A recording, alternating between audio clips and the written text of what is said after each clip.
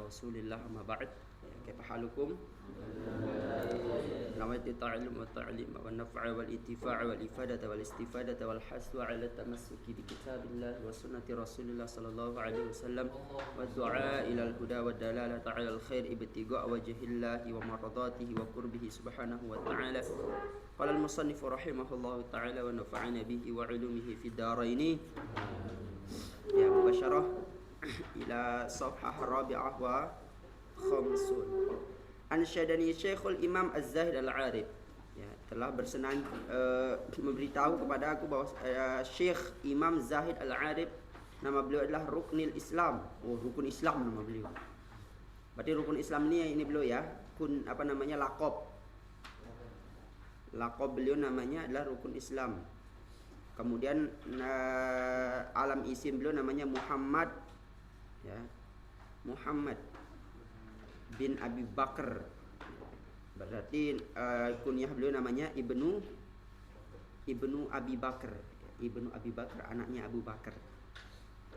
Al-ma'ruf bi Imami Jawahir. Nama dikenal juga beliau dengan nama Imam Jawahir. Zadah Mufti Al-Fariqain. Nama beliau rahimahullah. Beliau mempunyai syair ya. Ansari Sultan Syariah wa Tariq Yusuf Al-Hamdani.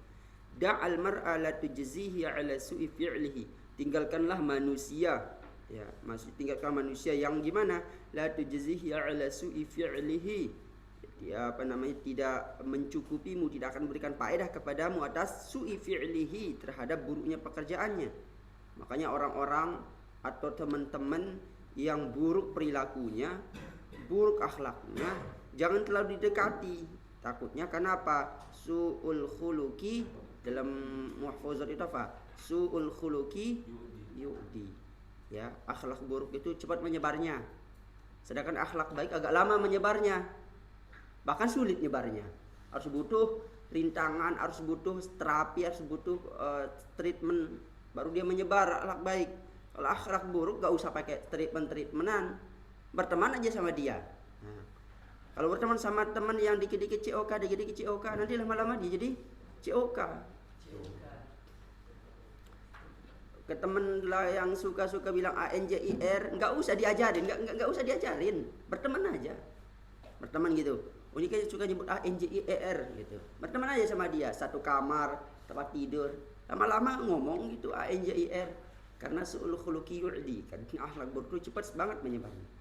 Sayakfihi ma fihi wa ma huwa fa'iluhu. Dia akan mencukupimu ketika kita meninggalkan orang-orang seperti itu akan mencukupimu, maksudnya tidak akan menyebar kepada diri kita. Wa ma huwa fa'iluhu, dan itu akan menyebabkan orang yang punya akhlak buruk itu, dia itu akan menimpa dirinya sendiri. Ya, itu maksudnya. Dia akan menimpa dirinya sendiri, ya. Salah satu cara kita melawan orang-orang yang akhlak buruk, misalnya ke kita, dia dikit-dikit pengen membuli, kemudian pengen istilahnya itu memboikot atau mengancam bully kita. Satu jawabannya, diam. Pasti dia akan malu sendiri. Maksudnya dia udah kelewatan batas, diam aja. Dia diam aja, pasti dia akan malu sendiri. Dia akan malu sendiri.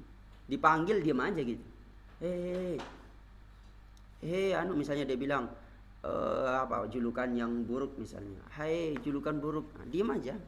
Dia lama-lama ini nggak asik, dia lawan bercanda orang ini, biasanya dia nggak akan ini lagi gitu. Itu salah satu caranya melawan orang yang suka membuli, ya. Suka membuli, salah satu lawannya itu diam. Bukan diam dalam artian itu diam habis itu merasakan, nggak, anggap aja angin berlalu gitu, dia akan malu sendiri. Ustaz biasa kayak gitu, ada orang-orang yang suka ngejek Ustaz, diam aja gitu, tiba-tiba hilang aja dia, itu orang yang tadi. Karena cara kita memberikan kenikmatan kepada orang suka membuli, kita sakit hati atau ikut-ikutan membuli dia. Biasanya itu lebih asik lagi dia, saya itu direspon nih. Tapi kalau diam-diamin gitu, biarin aja gitu, dia akan pergi sendiri. Kila man aroda ayyurgima anfa'aduwihi, siapa saja yang ingin menghina, menyakiti hidung musuhnya, maksudnya siapa saja yang pengen menghina musuhnya, fal yukarrir, maka hendaknya dia mengulangi hadis syair ini. Iza syi'ta an talqa aduwaka ragiman, jika engkau menginginkan supaya musuhmu itu menderita, wa taqtulahu ghamman wa tahriqahu hamman, dan engkau membunuhnya dalam keadaan susah, wa tahriqahu hamman, dan membakar deritanya. Gimana caranya? Farum lil ula, maka capailah kemuliaan. Wazdad minnal ilmi, dan tambahlah ilmumu. Innahu man izdada ilman, karena sesungguhnya siapa saja yang bertambah ilmunya, zada hasiduhu gomman, maka musuhmu akan bertambah hasadnya, maka susahlah hatinya. Ya gitu. Makanya cara kita balas dendam kepada orang yang menyakiti kita, jadikan diri kita terbaik. Makanya kata Zainuddin apa? Balas dendam terbaik menjadikan dirimu lebih baik. Itu balas dendam terbaik itu. Ya. Misalnya antum ngelamar, bukan pacaran ya, adik ke calon mertua gitu. Apakah maukah ibu atau bapak saya sebagai menantu? Kamu punya apa? Punya hafalan 30 juz. Emang bisa makan 30 juz? Keluar kamu dari sini. Saya nggak butuh 30 juz, kan begitu. Misalnya, ya, itu orang tua nggak tahu apa itu 30 juz kok diusir. Antum jangan nangis, laki-laki nggak boleh nangis. Ya, tunjukkan, saya besok lihat aja ibu ya. Saya akan berusaha menambah ilmu saya, masuk ke bukaka. Banyak ilmu ini seterusnya. Pulang-pulang, loh siapa itu ya yang jadi kepala desa kita sekarang? Itu Fatahillah yang kemarin ibu usir-usir itu. Oh gitu. Saya mau buat ini KTP, harus ada tanda tangan dia. Gimana dong? Kesana lah dia. Assalamualaikum Pak Fatahillah. Siapa Anda? Itu. Siapa Anda? Saya dulu yang waktu bapak ke rumah saya. Siapa? Saya nggak kenal. Nanti aja saya lagi sibuk ini. Gitu. Udah jadi kepala desa, tapi itu balas dendam buruk itu namanya ya. Tapi maksud itu ketika antum mempunyai musuh atau punya orang yang antum cintai tapi menolak dengan penolakan yang buruk, jadikan dirimu lebih baik. Dia akan menyesal semenyesal-nyesalnya. Ya, seperti itu. Kila dikatakan, alaika an tastagila bimasalih nafsik. Wajib atasmu untuk menyibukkan dirimu dengan kebaikan-kebaikan terhadap dirimu, la biqahri aduwika, bukan dengan bermusuhan terhadap musuhmu. Ini dia punya musuh dikit-dikit main ini di media sosial, pengen berantem, enggak usah. Kita perbaiki aja diri kita, nanti musuh kita akan sakit sendiri. Fa iza aqamta masalihan nafsika, maka jika engkau mendirikan, maksudnya itu memperbaiki dirimu, tadammana dzalika qahra aduwika, hancur dengan itu. Apa yang hancur? Qahra aduwika, ya, permusuhan terhadap musuhmu. Musuhmu akan hancur sendiri. Ya kawal mu'adah, berhati-hatilah engkau terhadap al-mu'adah. Apa mu'adah itu? Permusuhan. Engkau punya musuh, ya hati-hati saja, enggak usah kita berantem. Fa innaha tabdahuka, karena itu adalah buang-buang waktu, enggak ada faedahnya. Wa tudayyi'u awqataka, dan juga menyempitkan waktumu. Wa 'alaika bitahammul, hendaknya engkau itu tahammul, bersabar. La siyama minas sufaha, lebih-lebih kepada orang yang sufaha, orang bodoh. Berantem sama orang bodoh itu buang-buang waktu. Ya. Karena agak sulit ya lawan orang seperti ini. Qala Isa ibnu Maryam, berkata Yesus Kristus. Qala Isa bin Maryam, berkata Nabi Isa bin Maryam, ya. Kalau bahasa mereka apa? Yesus bin Maria. Salawatullahi alaihi. Ihtamilu minas safih, kata beliau. Bersabarlah engkau terhadap orang bodoh. Ihtamilu minas safihi wahidah. Bersabarlah terhadap orang bodoh yang satu. Kai tarabbahu 'ashran, supaya engkau beruntung 10 kali. Ya. Wa unshidtu li ba'dihim syi'r, ya, aku disenandungkan beberapa syair. Balautun nasa qarnan ba'da qarnin, aku melihat manusia zaman demi zaman. Falam aro ghayra khattalin waqali, dan belum pernah aku melihat selain orang yang khianat dan pembenci. Maksudnya apa? Dari zaman ke zaman pengkhianat dan pembenci itu di mana-mana itu ada. Pasti Anda akan menemukan pengkhianat dan juga pembenci dimanapun kita berada. Walam arabil khutubi asyadda waq'an, dan belum pernah aku melihat dalam perkara-perkara yang susah itu asyadda waq'an, yang lebih susah, wa as'aba, dan yang lebih sulit, min mu'adatir rijal, dari permusuhan seorang laki-laki. Maksudnya itu kita selalu menemukan pengkhianat dan juga pembenci, tapi yang lebih besar perkara menyusahkan kita itu kalau kita bermusuhan. Wa zuqtu mararatal asya'i turron, aku telah mencicipi pahitnya rasa sesuatu. Wa mazuktu amarra minas su'al, dan tidaklah aku mencicipi sesuatu yang lebih pahit minas su'al, daripada meminta-minta. Pahit kita itu meminta-minta. Wa iyyaka an tazunna bil mu'minina su'a, hati-hatilah engkau untuk berprasangka kepada orang mukmin dengan prasangka yang buruk.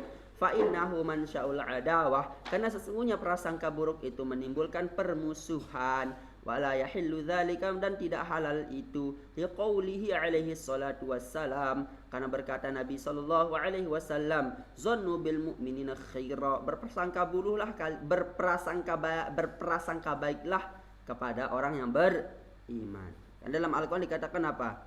Ya ayyuhalladzina amanu jtanibu katsiran minadh-dhann inna ba'dadh-dhanni itsmun wala tajassasu wala yaktab ba'dukum ba'dha. Kayak kita makan bangkai saudara, orang berprasangka buruk. Wa inna ma yansha'u dzalika min khubthin niyah, karena sesungguhnya hanyalah prasangka buruk itu akan menimbulkan niat yang buruk, wasu'is sarirah, dan juga buruknya hati. Makanya orang yang dikit-dikit prasangka buruk, orang yang hatinya itu buruk. Jadi cara kita mengetahui diri kita itu buruk ke hati kita, kita lihat aja teman kita dikit-dikit prasangka buruk, dikit-dikit prasangka buruk. Misal dia lagi mandi, tiba-tiba handuknya terlepas, terus ada ayam di dalam gitu. Handuknya terlepas, ayam di dalam, tiba-tiba si Parit buka pintu, set, astagfirullahaladzim, ngapain nente di sini kan gitu. Padahal baru lepas ininya, itu suul tapi ngapain juga ayam di sana ya. Ya. Idza sa'a fi'lul mar'i, jika buruk pekerjaan seorang manusia, saat zununuhu, maka prasangkanya itu selalu buruk. Jika pekerjaan manusia itu buruk, maka prasangkanya selalu buruk. Berarti dapat kita maf'ul mukhalafahnya apa? Jika pekerjaan manusia itu selalu baik, maka dia prasangkanya selalu baik. Tapi kalau ustadz prasangka ke antum masuk kamar, ya pasti buruk. Ya. Pekerja apa pas halakoh masuk kamar, ya pasti buruk lah ininya. Masa baik apa kira-kira persangka baiknya? Oh, mungkin dia di sana lagi ngapal. Mas tiba-tiba tidur ke kasur, terus dia itu ini pakai selimutnya bilihapin langsung ini, itu kayaknya lagi dia ngapal biar konsentrasi. Ya enggak mungkin Ustaz berpikir kayak gitu. Pasti pikiran Ustaz antum mau tidur itu. Itu husnuzon namanya ya, bukan suujon. Wa saddaqa ma ya'taduhu min tawahhum. Dia menyetujui keinginan batinnya, hatinya ya. Wa saddaqa, dan dia itu menyetujui apa yang diinginkan oleh hatinya orang-orang yang karena ketika kita berprasangka buruk, kita itu membenarkan perkataan hati kita, itu loh maksudnya. Membenarkan perkataan hati kita. Wa'ada muhibbihi biqauli udatihi, dan membenci percintaan, maksudnya itu berasa cinta. Dan dia itu membenci orang yang dia cintai. Biqauli udatihi, dengan perkataan musuhnya.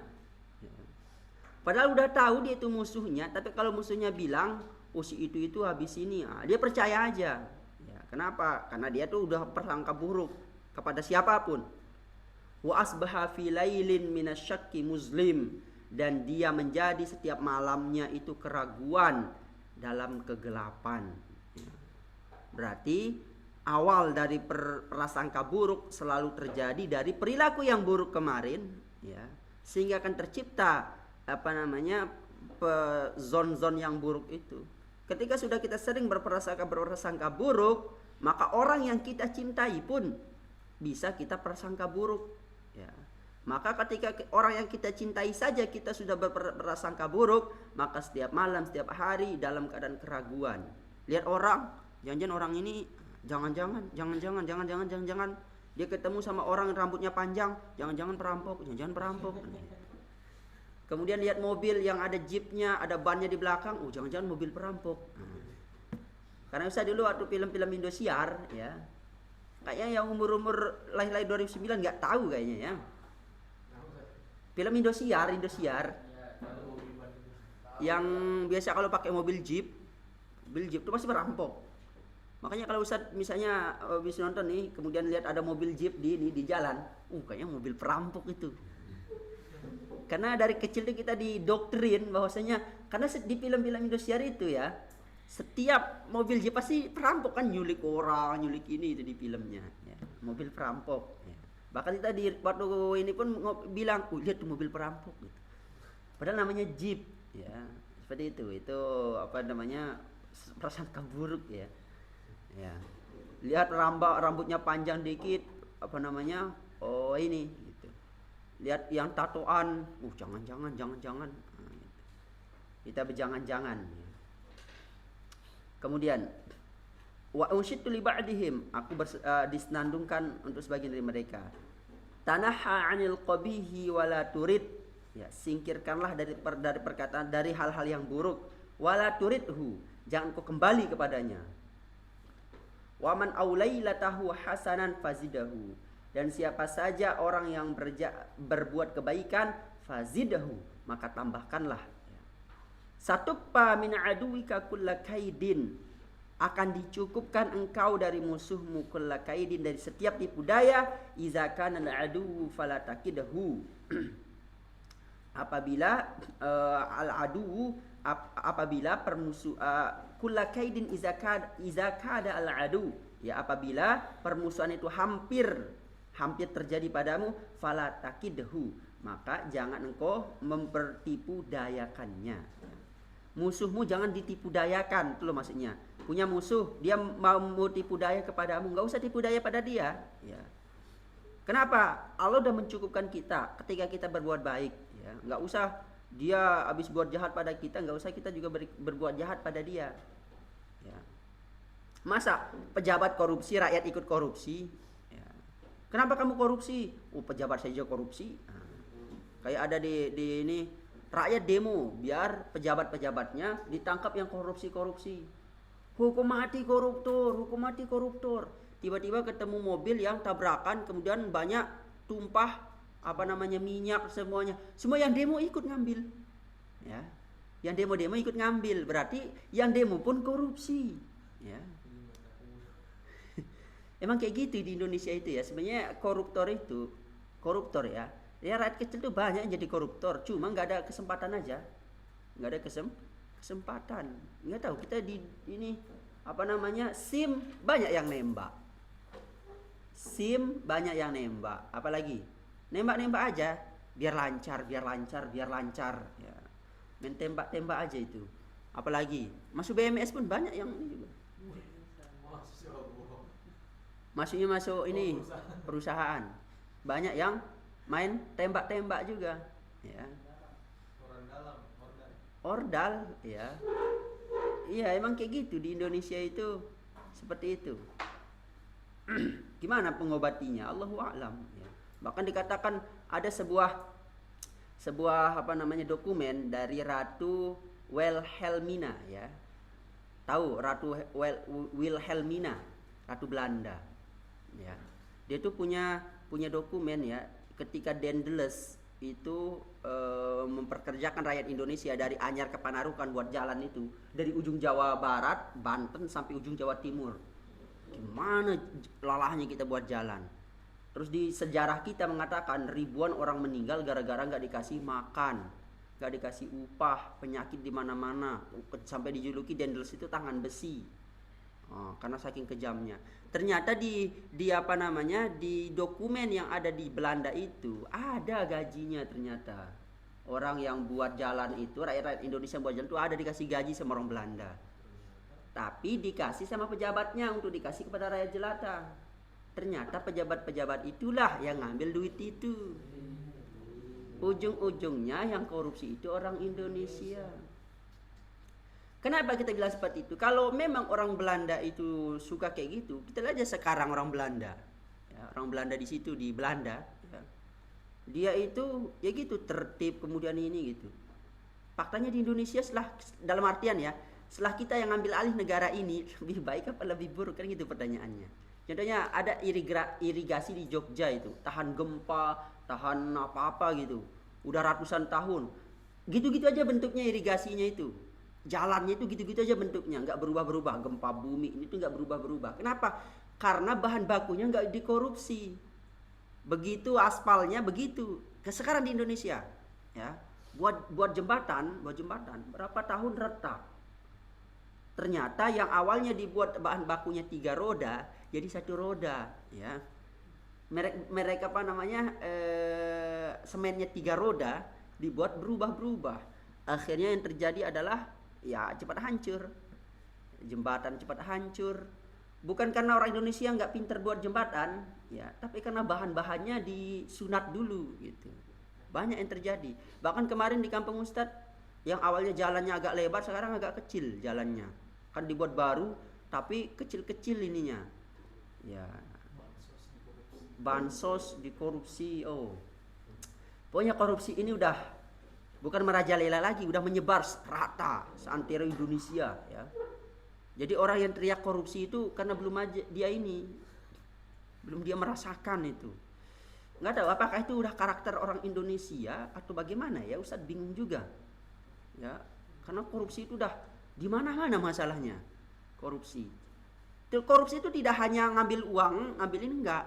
Kolusi, nepotisme itu termasuk korupsi. Kolusi itu pura-pura, misalnya si Sidik pura-pura tes saja di sini padahal dia udah lulus. Kenapa? Karena ada orang dalam. Itu namanya kolusi. Nepotisme, mempentingkan keluarga. Ya, kalau keluarga pasti lulus. Gitu. Kalau keluarga pasti menang. Gitu. Kalau keluarga udah ini, itu fakta di lapangan. Rakyat kecil pun kayak gitu.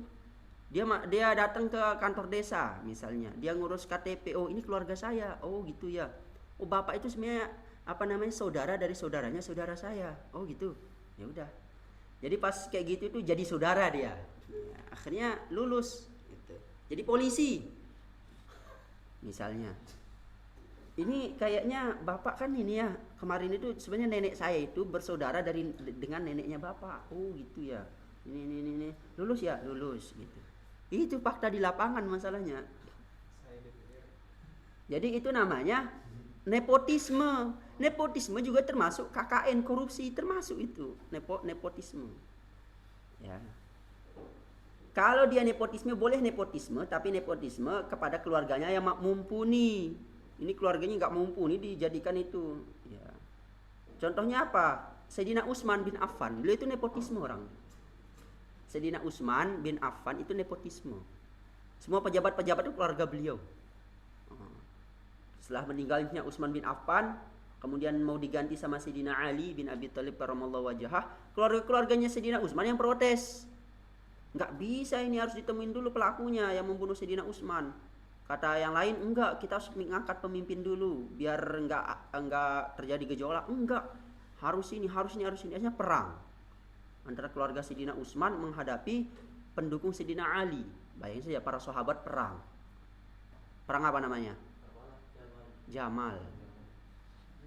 Ya, yang pendukung Sayyidina Utsman dipimpin oleh Sayyidatuna Aisyah radhiyallahu taala anha. Didukung oleh sahabat yang dijamin masuk surga, Abdurrahman bin Auf, Zubair bin Awam, Tolhah bin Abdullah.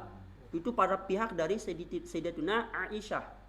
Kemudian Sayyidina Ali sisa semuanya yang sahabat-sahabat lain itu mendukung Sayyidina Ali. Perang. Meninggallah Tolhah. Zubair bin Awam meninggal di sana. Perang antara sahabat itu terjadi itu perang ini. Kalau Ahlus Sunnah mengatakan perang itu namanya perang fitnah. Semuanya benar, cuma kena fitnah. Kalau orang Syiah mengatakan dilaknatlah yang memusuhi Sidina Ali.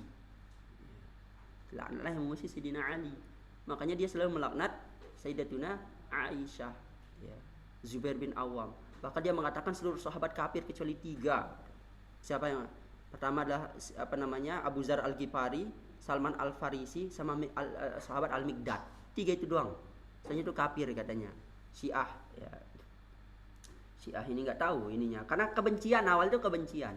Syiah itu bukan kelompok agama sebenarnya dulu tuh, kelompok politik, partai politik dulu. Syiah itu partai politik. Syiah itu artinya apa? Hadza min syi'atihi wa hadza min aduwi fawakazahu Musa faqada alaih. Ya, kata Nabi Musa, hadza min syi'atihi, ini adalah syiahku. Syiah itu artinya adalah pendukung atau pecinta. Ya, Syiah itu artinya pendukung atau pecinta. Ya, dulu itu Syiah itu pencinta Sidina Ali dulu. Paling loyal sama Sidina Ali menghadapi seluruh musuh-musuh, ya. Ya, karena perang Jamal itu sebenarnya terpecahnya itu di sana pas perang Jamal. Maka sampai sekarang tiba-tiba Syiah jadi sekte agama. Padahal itu politik dia. Syiah itu politik, ya. Setelah itu Sidina Ali meninggal dunia. Siapa yang membunuh Sidina Ali? Abdurrahman bin Muljam. Tahu Abdurrahman bin Muljam itu ahli Quran, ahli hadis. Pokoknya bawaannya itu Al-Quran dan hadis. Ya, namanya Abdurrahman bin Muljam. Apa katanya? Sayyidina Ali sudah tidak menggunakan Al-Quran dan Sunnah. Dia udah kafir. Ngeri juga ya. Pas dia membunuh Sayyidina Ali, dia nggak menyesal apa katanya? Takbir. Pas dia membunuh Sayyidina Ali langsung takbir dia. Dia udah berbangga, dia akan dapat surga. Ya. Takbir. Sayyidina Ali dibunuh, takbir. Ya. Nah, Sayyidina Ali terbunuh. Penggantinya ini. Penggantinya siapa? Sayyidina Ali setelah itu. Sayyidina Hasan. Tapi Sayyidina Hasan gak suka politik. Apa kata Sayyidina Hasan? Lah, siapa-siapalah jadi pemimpin. Pokoknya bukan saya, enggak usah saya. Cuma 6 bulan dulu ini. Tiba-tiba dilihat loh, kok banyak yang mau jadi pemimpin ya. Padahal saya nggak mau jadi pemimpin. Ya udahlah, saya serahin aja lah. Di sana lagi tempat konfliknya. Sayyidina Hasan menyerahkan kepemimpinan kepada Muawiyah bin Abi Sufyan. Ente mau jadi pemimpin? Iya. Oh ya udah, ente ambil aja. Saya lebih suka zikir, saya lebih suka ini. Ente ambil aja lah. Ini hal-hal yang kotor, kata Sayyidina Hasan. Karena belum nggak pandai politik Sayyidina Hasan. Tapi Sayyidina Husain itu pinter, ahli strategi. Sayyidina Husain, lu nggak setuju Muawiyah bin Abi Sufyan jadi pemimpin. Akhirnya perang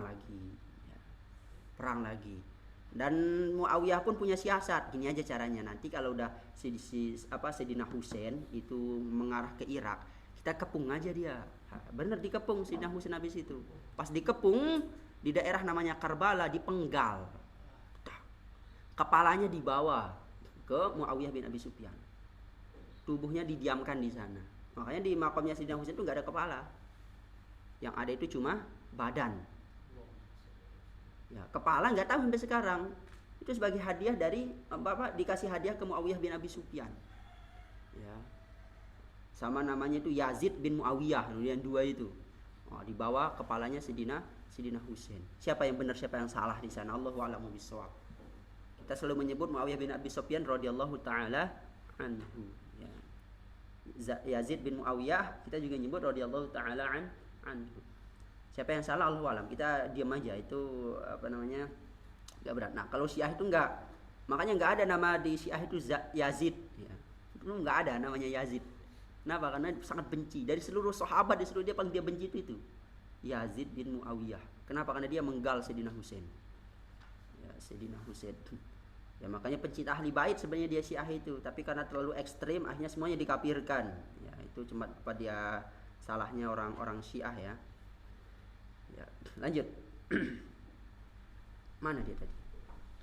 Wa unsyidtu al-Syekh Al-Amid Abil Fatah Al-Busti belum mengatakan. Zul aql la yaslamu min jahil. Ya, orang yang punya akal itu tidak akan selamat dari orang yang bodoh. Yasukuhu zulman wa i'natan. Dia akan membuatnya zolim wa i'natan, dan juga akan membuat dia rusuh. Orang yang berakal kalau meladeni orang yang bodoh, dia akan menjadi orang yang zolim atau akan menjadi orang yang rusuh. Falyakhtar as-silma, maka hendaknya dia itu memilih keselamatan an harbihi, daripada memusuhinya. Ya, kalau kita musuh orang bodoh itu lebih baik kita memilih diam, maksudnya yang selamat kita diam. Wal yazim al insot, ya, hendaknya dia itu tenang, ya kan, tenang. Au sotan, atau dia itu meladeninya, hendaknya dia itu tenang dibanding dia meladeninya. Seperti itu. Faslun fil istifadati wa iktibasil adab. Bab tentang mencari faedah dan juga mengkopi adab. Gimana cara kita mengkopi adab? Wa yang bagi ayakuna talibul ilmi mustafidan fi kulli waqtin, hendaknya seorang penuntut ilmu itu mencari faedah dari setiap waktunya, hatta yahsulalahu al-faslu wal kamalu fil ilmi, al-fadlu wal kamalu fil ilmi, sehingga fadilah atau kelebihan wal kamal dan juga kesempurnaan itu ada pada dirinya. Wa tariqul istifadati ayakuna ma'ahu fi kulli waqtin mihbarah. Nah, salah satu cara kita untuk mendapatkan faedah ilmu itu gimana caranya? Ayakuna ma'ahu fi kulli waqt, hendaknya setiap waktu itu dia mempunyai mihbarah, tinta. Hatta yaktuba ma yasma'u minal fawaidil ilmiyah, sehingga dia bisa mencatat apa yang dia dengar dari faedah-faedah ilmu. Kalau bahasa kita sekarang itu setiap kantong itu ada pulpen.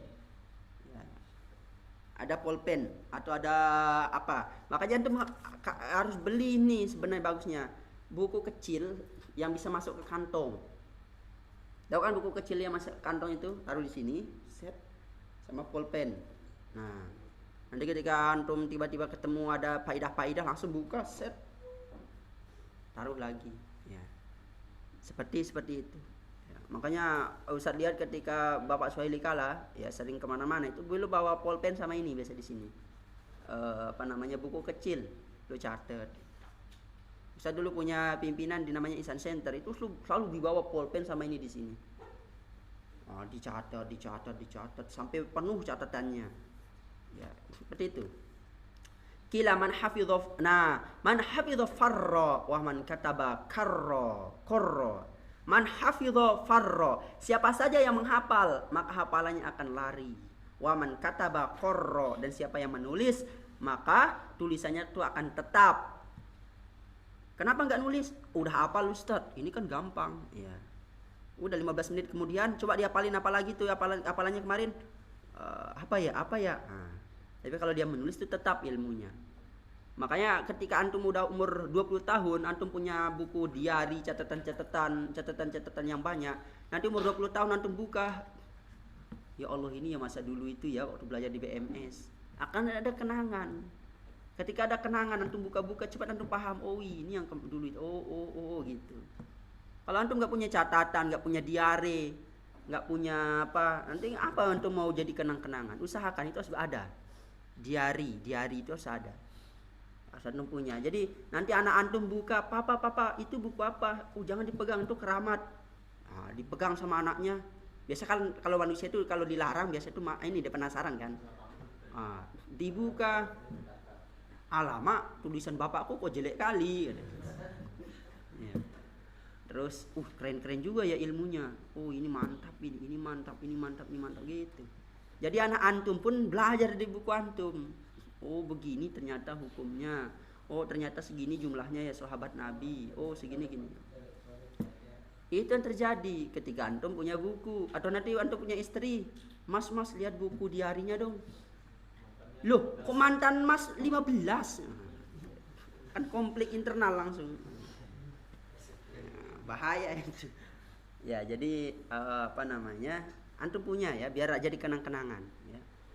Saya punya ada buku itu kenangan dari berapa tahun yang lalu itu. Ada buku tebal mana yang putih itu? Gitu. Itu udah berapa tahun dulu waktu Ustaz pertama kali belajar nahwu sorob ini, pas Ustaz buka, oh ini ya dulu waktu kita belajar nahwu sorob. Oh ini mubtada khobar dulu itu ya. Oh ini gitu. Enak rasanya. kita apa istilahnya itu, kalau kita mengenang masa lalu itu nostalgia. Jadi kita buka buku itu tidak hanya kita buka buku, kita juga mengingat masa lalu bersama teman-teman waktu mondok, sering dibangunin pakai air. Keinget itu waktu Ustaz baca-baca buku itu. Oh ini dulu waktu Ustaz belajar nulis ini ya. Oh ini waktu dulu itu kita itu dimarah-marahin, di ini kan. Kenang-kenangan masa lalu itu akan terkenang dengan kita punya diari gitu. Dan diari itu jangan dikiloin. Jangan dikiloin. Harus antum jaga dan penuh dengan penjagaan ya buku-buku itu. Antum apa-apa yang berfaedah antum tulis berfaedah. Itu sangat penting ya. Meskipun saat saya nggak hafal, ya catat aja. Nanti insya Allah antum buktikan aja 5-10 tahun ke depan ketika antum buka diari antum itu mengena cepat masuknya. Antum buka, oh ini ternyata hukum yang dulu itu ya. Kalau udah ada dalam pikiran antum kata itu udah masuk di kepala. Kalau udah ini masuk deh ke kepala. Karena ilmu itu masuk ke kepala itu memasukkan ilmu ketika ilmu itu dianggap penting sama kepala. Makanya kalau antum nanya Ustadz, buku apa yang paling bagus untuk dibaca, Ustadz nggak akan bisa jawab. Karena Ustadz nanya dulu, antum suka apa? Kan begitu. Saya suka tentang fikih. Baca buku fikih ini gitu. Saya suka sejarah. Berarti buka sejarah ini gitu. Karena kepala itu cepat masuk ilmu ketika kepala itu nganggap itu penting. Ketika kepala nganggap itu nggak penting, mau antum ngapal 1000 apapun dia itu nggak mental dia. Atau masuk di habis itu kepala menganggap itu nggak penting, di-delete dari kepala antum, di-delete. Ini nggak penting, delete. Gitu. Ini nggak penting, delete. Tapi kalau satu itu penting, salah satu menyebut cara kita membuat ide itu penting apa? Ini. Dan salah satu membuat ilmu itu penting ketika antum bertanya. Karena orang yang bertanya nganggap sesuatu itu penting. Ketika sesuatu itu penting antum tanyakan, kepala itu cepat dia memasukkannya.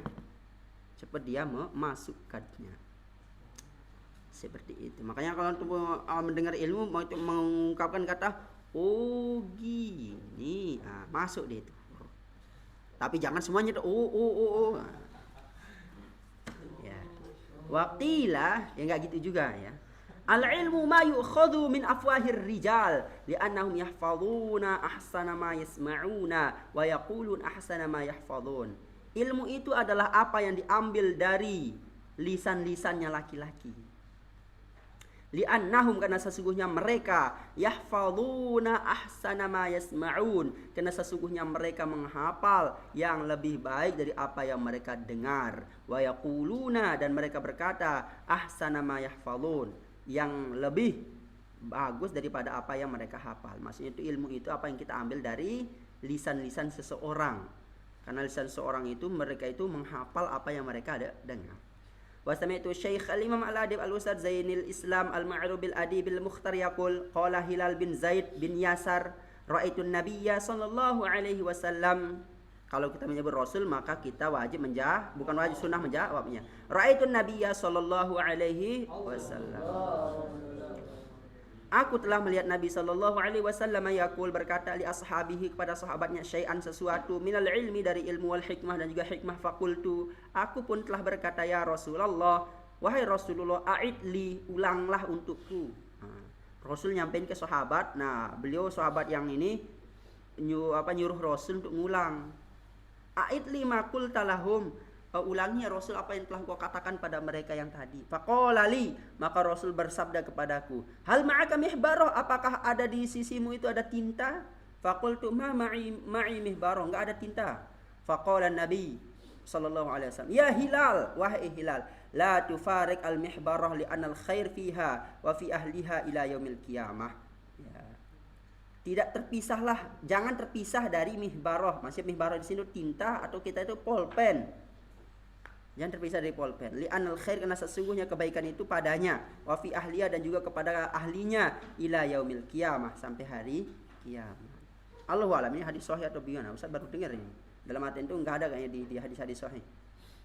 Berarti masuknya ke hadis dhaif ini ya. Tapi kalau hadis dhaif kita amalkan boleh ketika pengamalan itu tidak berkaitan dengan halal haram. Tapi masuk kepada fadhailul a'mal, fadilah. Ini kan fadilah-fadilahnya baik ini.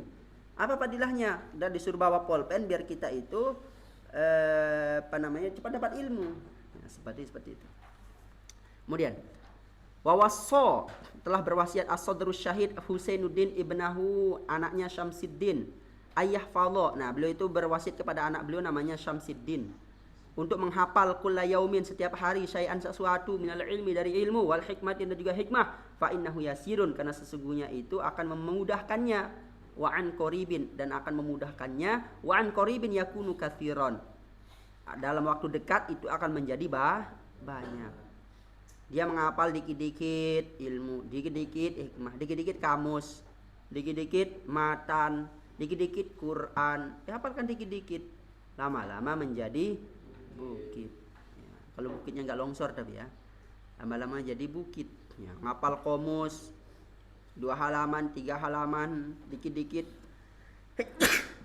lama-lama udah jilid 2 aja, lama-lama jilid 3 habis. Kalau udah habis jilid 3, ngapain? Ya, ngulang dari awal. Ngulang dari awal biar hafal semuanya. Ya. Washtara Asam bin Yusuf, ya, kolaman. Seseorang bernama Asam bin Yusuf telah membeli sebuah kolam. Apa kolam? Jangan kolam. Bidinarin, dengan sebuah dinar. Liyaktuba ma yasma'uhu, supaya dia menulis apa yang dia dengar.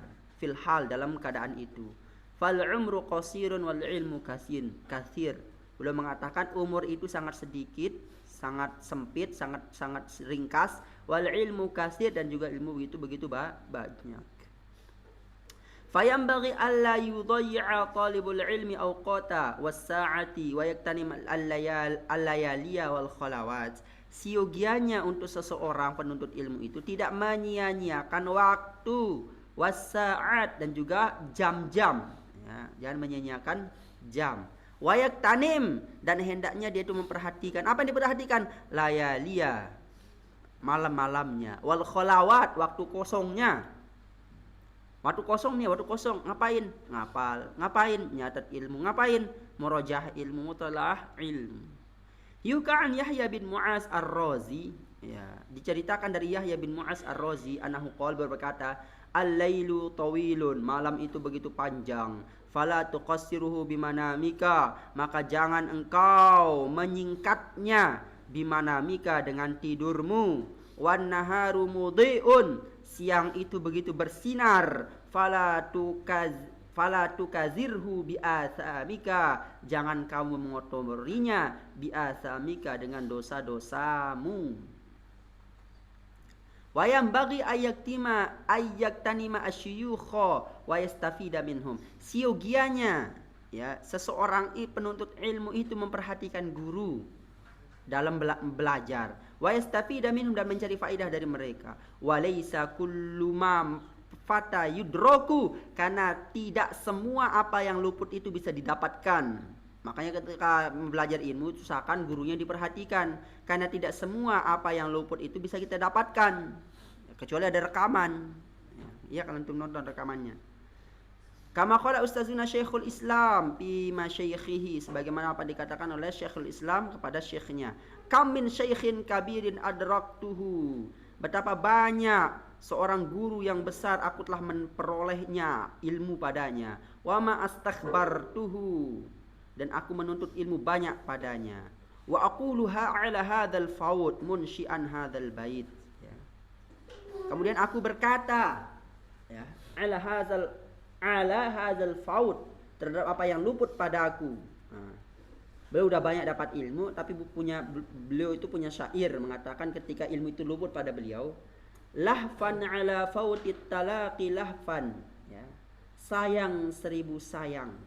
Lahpan ala fautit talaqi lahpan, sayang 1000 sayang, ya.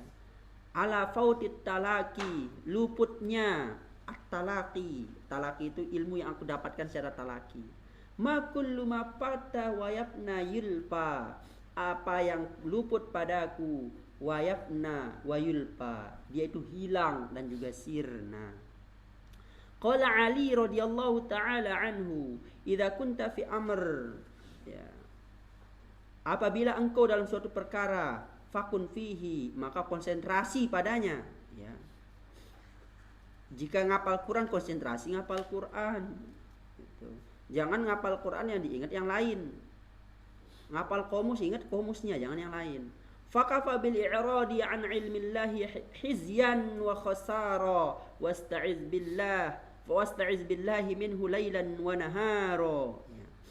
Cukuplah dengan berpaling dari ilmu, kehinaan itu datang. Wa khasara, dan juga kerugian. Wasta'iz billah, dan hendaknya dia berlindung kepada Allah minhu, darinya, lailan wa naharo, ya, malam dan juga siang hari. Wala budda li talibil ilmi, dan tidak boleh tidak untuk penuntut ilmu, min tahammulil masyaqqah, untuk menanggung kesulitan. Wajib seorang penuntut ilmu itu menanggung kesulitan. Berarti kalau orang-orang yang enggak mau menanggung kesulitan, berarti bukan penuntut ilmu. Wal mazallah, dan juga kehinaan fi talabil ilmi, dalam menuntut ilmu. Wat tamalluku, apa mentamalluk kemarin itu tamallaqa ya tamallaku, tamalluqan wa mutamallaqan fahuwa mutamallikun wa dzaka mutamallakun tamallaqa la tatamallaq mutamallakun mutamallakun. Apa itu tamallak? Menjilat. Kemarin itu kalau nggak salah itu menjilat.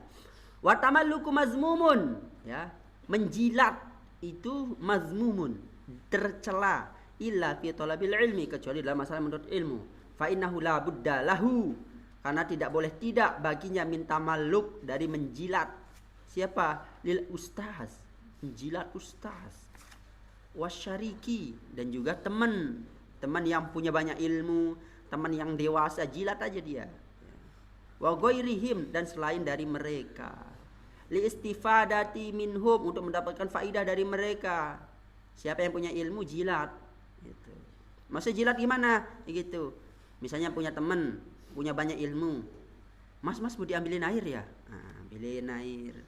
Mas mau dicuciin. Nah, cuciin kayaknya kelewatan juga ya.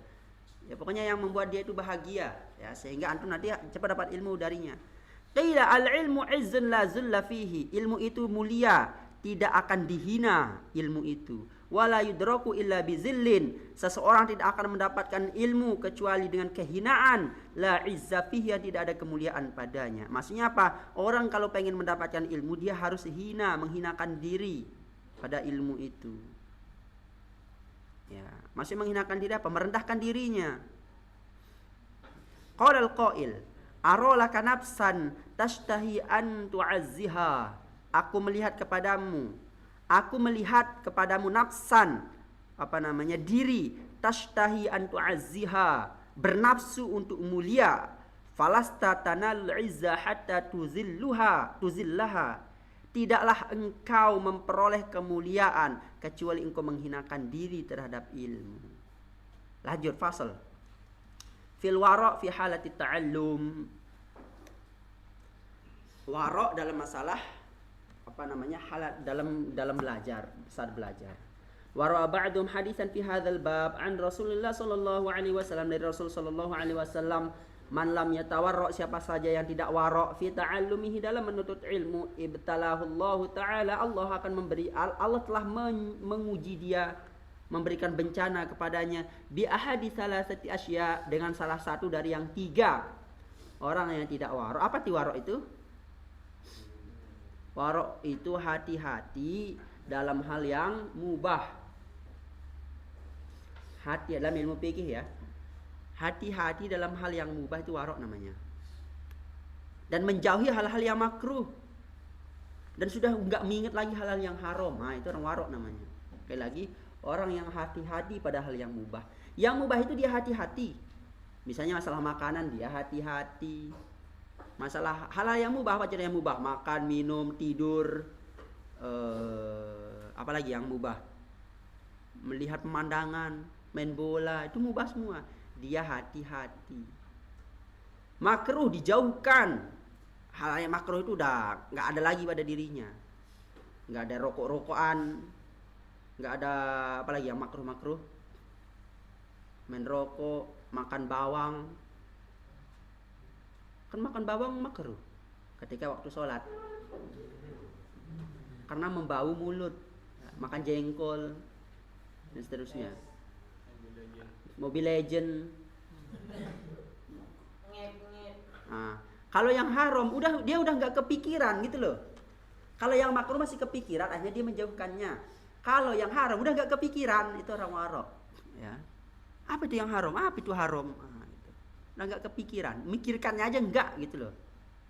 Dia gak berpikir gimana ya rasanya bab 1 ya, enak atau enggak ya, nah, kayak gitu. Enggak dicandain juga ya, hal yang haram ya. Misalnya dia tonton di YouTube kerasak, enak kali kerasanya ya, nah gitu, ngelumer katanya itu, apa namanya, lemaknya itu ngelumer katanya ya. Kalau orang Indonesia ya, yang diharamkan itu cuma bab 1 ya. Kalau minyak tumpah punya orang nggak haram gitu. Karena ada kisahnya di Lampung gitu. Di Lampung ada mobil bawa bab 1. Tumpah bab 1-nya, nggak ada satupun yang ngambil. Nggak ada satupun orang yang ngambil bab 1 itu. Diem aja dia di situ bab 1-nya. Tiba-tiba ada mobil bawa minyak ini, apa namanya, minyak kita itu, tulisan minyak kita itu, apa namanya, jatuh minyak ini, apa namanya, mobil itu hilang minyaknya, langsung hilang. Mobil ada kasur, tiba-tiba mobil itu bawa kasur banyak, jatuh dia tuh, kasurnya pun pada kemana-mana, hilang kasurnya. Jadi yang haram itu bab 1. Kalau selain itu halal, minyak orang pun halal gitu ya, kasur orang jadi halal ya. Telur, bisa lihat itu, telur kan truk tuh bawa telur, tabrakan, telurnya pada banyak yang ini, kan ada banyak yang nggak pecah kan, diambil-ambilin itu, mumpung katanya. Tapi kalau bab 1 yang ini, yang jatuh nggak ada yang ngambil, kasihan sekali ya bab 1 itu, hina sekali. Iya, hina sekali bab 1 itu ya. Iya. Karena tapi dia tetap makhlukullah ya, dia itu al makhluk Allah. Artinya itu jangan direndah-rendahkan meskipun dia itu bab 1 ya. Jangan direndah-rendahkan. Ya haram bab 1, tapi jangan direndahkan ya. Kamu itu mirip telinganya sama misalnya gitu. Ya. Karena DNA kita itu mirip sama bab 1. Manusia itu DNA-nya mirip sama bab 1. Kenapa? Boleh jadi itu ini kunu kirodatan, apa namanya, dikutuk jadi bab 1 itu. Orang Yahudi yang dikutuk jadi bab 1 ya. Apa namanya, Allah Akbar, khonazir, apa dia itu dikutuk apa Hafiz? Kul hal unabbiukum bisyarrim min zalikum. Apa namanya, dia tuh diubah menjadi khinzir dan juga kera, kirodatan khosiin ya, kera yang hina ya. Nggak tahu kenapa kita DNA kita mirip, apakah gara-gara itu. Makanya Darwin mengatakan kita dari monyet, ya emang dari monyet bener.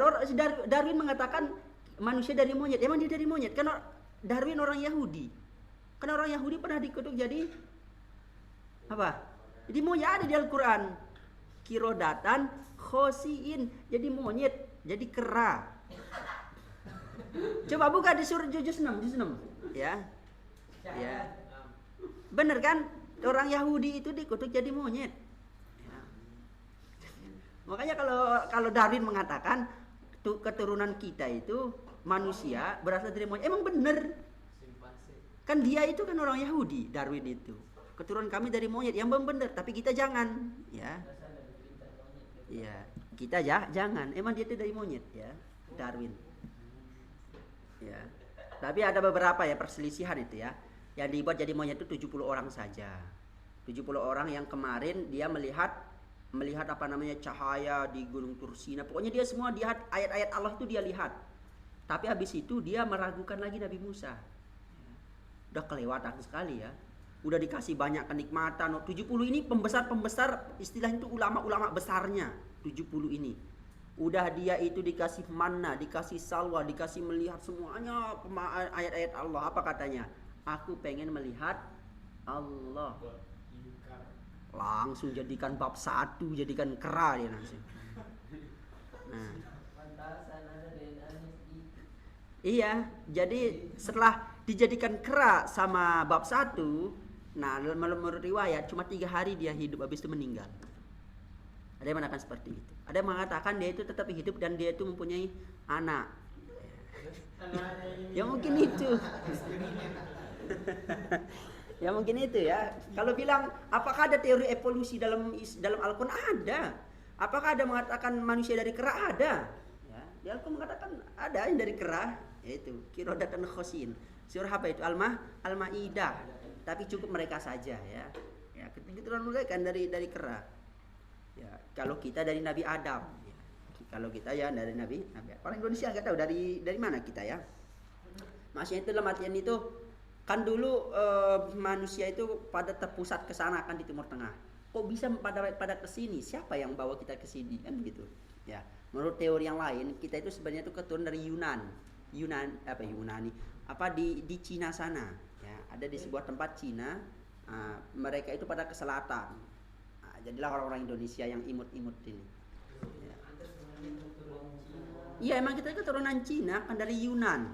Orang Indonesia dari Yunan. Makanya kita agak sipit-sipit dikit, ya. Dikit, yang bilang, nggak lebih banyak sipitnya. Kenapa kulit kita menjadi sawo matang? Dulu kita di Yunan, kulit kita itu kayak orang Cina, yang lihat aja orang Cina kuning-kuning kan. Nah, kenapa kita berubah menjadi ya jadi habatus sauda? Ya. Karena cuaca yang mempengaruhi. Kenapa kita kecil-kecil? Karena kita jarang makan protein. Karena orang Indonesia makannya nasi. Karena kata banyak makan nasinya 90% lah, dagingnya cuma 0,5%. Hanya kita kecil-kecil. Kenapa orang-orang Eropa, orang-orang itu tinggi-tinggi? Karena mereka makannya gandum. Gandum itu makan dikit, sisanya daging. Lihat aja orang makan hamburger, lihat hamburger itu, dagingnya banyak itu dimakan. Kemudian kalau makan rotinya dikit, lebih banyak kan ininya, proteinnya. Ya mereka tinggi-tinggi. Ya, seperti itu. Di Cina juga sekarang tinggi-tinggi sekarang. Dulu antum lihat tahun 50 orang Cina itu pendek-pendek, jauh lebih pendek pada orang Indonesia. Pendek, kurus, kering. Ya, orang Cina gitu. Udah pendek, kurus, kering. Antum lihat aja video-video dari Mao Zedong. Mao Zedong itu adalah pimpinan terbesarnya Cina. Ya. Itu sampai 50 juta orang Cina itu mati kelaparan. Ya, 50 juta orang Cina itu mati kelaparan karena partainya komunis dulu. Sampai sekarang sih komunis tapi nggak kayak dulu. 50 juta orang Cina mati kelaparan, bukan karena perang, kelaparan. Ya, nggak ada beras, nggak ada ini. Saking kurusnya orang Cina. Setelah itu berubah. Datang sekarang Xi Jinping, dia merubah Cina dan seterusnya. Akhirnya sekarang Cina, lihat ada orang Cina tinggi-tinggi sekarang. Iya, tapi tinggi, ya. Lihat aja di situ. Dulu itu lebih tinggi pada orang Cina. Cina itu kurus-kurus, ya. Jadi jangan bilang kenapa dia tinggi? Oh, karena dia orang Cina. Enggak. Kita itu sama sebenarnya sama orang Cina. Buktinya orang kota dengan kita tinggi-tinggian orang kota. Kenapa? Karena mengetahui tentang gizi, ya. Makanya kalau main bola kemarin tadi malam ternyata ya Indonesia kalah 3-0 lawan Vietnam. Aku sudah bilang gak usah nonton. Hah? Iya, saya nggak nonton makanya dia menang atau kalah ya Allahu alam. Kalau lawan Vietnam itu agak berat juga ya. Ya lanjut. Dia akan tertimpa salah satu dari yang 3. Imma ayumi tahu fi syababihi. Kadang matinya itu dalam keadaan mudanya. Orang yang tidak warok biasa matinya itu waktu muda itu bisa mati. Ya masuk akal. Kalau dia nggak warok, dikit-dikit makan yang haram, dikit-dikit minum vodka, dikit-dikit minum bir, dikit-dikit minum apalagi merek-mereknya. Amer, Henaken. Orang desa tua gitu. Gimana dia gak mati? Kan begitu. Terus dia dikit-dikit minum minuman yang makruh, rokokan dikit-dikit. Kenapa ngerokok cepat mati? Alah, rokok mati nggak ngerokok mati. Lebih merokok sambil mati. Slogan agak sulit diubah itu. Begini, Terus kenapa ngerokok? Kata dokter rokok itu nggak baik untuk kesehatan. Lah kakek saya umur 100 tahun masih ngerokok. Dokter kemarin yang umur 45 udah mati. Nggak ada kaitannya, ngerokok aja dia. Jadi itu orang-orang sulit dinasihati ya, perokok itu sulit dinasihati. Dan di dalam hati kecilnya orang perokok itu dia tahu rokok itu buruk ya, tapi karena nafsu yang main. Makanya kata dokter Tirta, jangan pernah menasihati perokok, karena perokok lebih tahu bahaya dibanding kamu. Perokok itu lebih tahu bahayanya rokok dibanding orang yang nggak ngerokok. Jadi gak usah dinasihatin, jangan bilang rokok itu bahaya untuk ini. Dia lebih tahu, dia merasakan masalahnya. Udah ada gambarnya, setiap hari dia baca. Apa? Merokok membunuhmu. Iya. Mereka lebih tahu dibanding antum sendiri. Gak usah ditakut-takutin merokok itu, dia udah tahu semua ya. Tahu semua ininya, ilmunya itu tahu semua. Jadi karena emang nafsu dah yang main itu udah sulit, nggak bisa diubah tapi agak sulit ya. Harus diubah dengan ini. Terus kasihan, bukan marahi dia, kasihan ya, perokok itu kasihan. Karena kakak Ustadz meninggal gara-gara rokok. Ternyata setelah di ronsen, ini hitam semua di sini. Dari ginjal, paru-paru, jantung, usus, limpa, hati hitam semua. Kayak habis dipanggang. Akhirnya apa kata dokter? Oh, ini bukan nggak bisa diselamatin lagi, Pak. Ini udah komplikasi. Caranya gimana? Ganti semuanya, jantung ganti, ginjal ganti, hati ganti. Ini. Ganti sama apa? Ya Allahu a'lam ya. Ya seperti itu ya. Rokok itu antum cek aja, yang ngerokok cek lab nanti. Pasti sini hitam. Paru-parunya hitam, ininya hitam. Ustaz dulu tuh MI ngerokok. Ngerokok satu MI. Pakai kertas. Ustaz bisa dulu ngerokok keluar asap dari mata. Iya benar. Caranya tahu caranya gimana? Enggak usah nanti antum. Ustaz bisa. Nah, tiba-tiba waktu MTS Ustadz diutus 2 orang dari sekolah, diutus untuk kayak semacam ada seminar tentang masalah kesehatan. Waktu MTS di sebuah puskesmas yang besar lah di kecamatan. Di sana ada dokter lah yang ngajar kita. Dibuatlah menakut tentang rokok. Ada orang yang dikasih kita video orang lagi dibedah. Paru-parunya diambil, hitam semua, ini semua. Menakutkan sekali. Dari sana Ustadz pun berdakwah habis itu tentang haramnya rokok. Nah setelah itu pulanglah kami dari puskesmas itu, disuruh ceramah sama guru-guru kita. Apa yang telah antum dapat ilmu silakan disebarkan. Nah, Ustadz ceramahlah ketika itu masalah rokok. Sedangkan guru Ustadz banyak yang ngerokok. Ceramah. Rokok itu sebagaimana yang kami pelajari itu mengandung ini. Kemudian guru Ustadz yang ngerokok pada pergi. Ada yang ini gitu. Terus guru-guru yang perempuan, guru-guru Ustadz yang perempuan pada ketawa semua. Lagi tak kecil kan masih polos-polosnya itu kan, nggak ngerti perasaan guru. Maksudnya kan kita disuruh nyampein apa yang kita dapatkan. Ya saya sampaikan apa yang saya dapatkan gitu. Ya ini pokoknya itu mengandung ini tar lah namanya, tar itu lebih bahaya pada cat itu mengandung nikotin, mengandung ini. Itu siapa yang merokok maka dia telah menghancurkan dirinya. Lebih serem lagi waktu saat MA itu, saya ingat banget. Waktu MA itu kita disuruh untuk ceramah. Apa tema yang kita buat? Nah, ternyata yang kita buat tema itu tentang masalah bahaya rokok. Ustadz nggak ceramah karena Ustadz udah ada pengalaman dulu waktu MTS, jadi agak bahaya nih tepi jurang. Teman Ustadz lah yang lebih polos yang ceramah tentang rokok. Ceramah, rokok itu begini, panjang. Masalahnya guru kita yang lagi ngontrol itu mayoritas perokok begitu. Habis itu acara selanjutnya arahan dari pembina. Nah, guru-guru lah yang bawa mic. Ya rokok itu diperselisihkan oleh para ulama antara halal makruh atau boleh. Nah, gitu. Pokoknya pembelaan lah gitu. Pembelaan gini-gini. Nah, acara selanjutnya doa. Nah, Ustadz yang mimpin doa habis itu. Ya Allah, maafkan kami yang telah merusak hati kami, yang menghirup sebuah udara-udara yang buruk seperti udara-udara asap rokok. Ya Allah, yang telah menghancurkan paru-paru kami. Kami mengetahui tentang hal itu ya Allah, tapi kami tidak bisa menghindarinya. Amin ya Rasulullah. Teman-teman Ustaz yang ngerokok pun amin. Habis itu nggak bisa kan, Ustaz lagi berdoa masalahnya, nggak bisa di ini. Kalau ceramah masih bisa di ini kan, masih bisa di ini. Lagi doa agak sulit. Kami nggak bisa lepas dari orang-orang yang merokok. Ya Allah, asapnya itu selalu masuk kepada diri kami, karena kami mengetahui rokok pasif lebih bahaya daripada rokok aktif. Amin. Itu caranya ya. Nggak usah ceramah lah.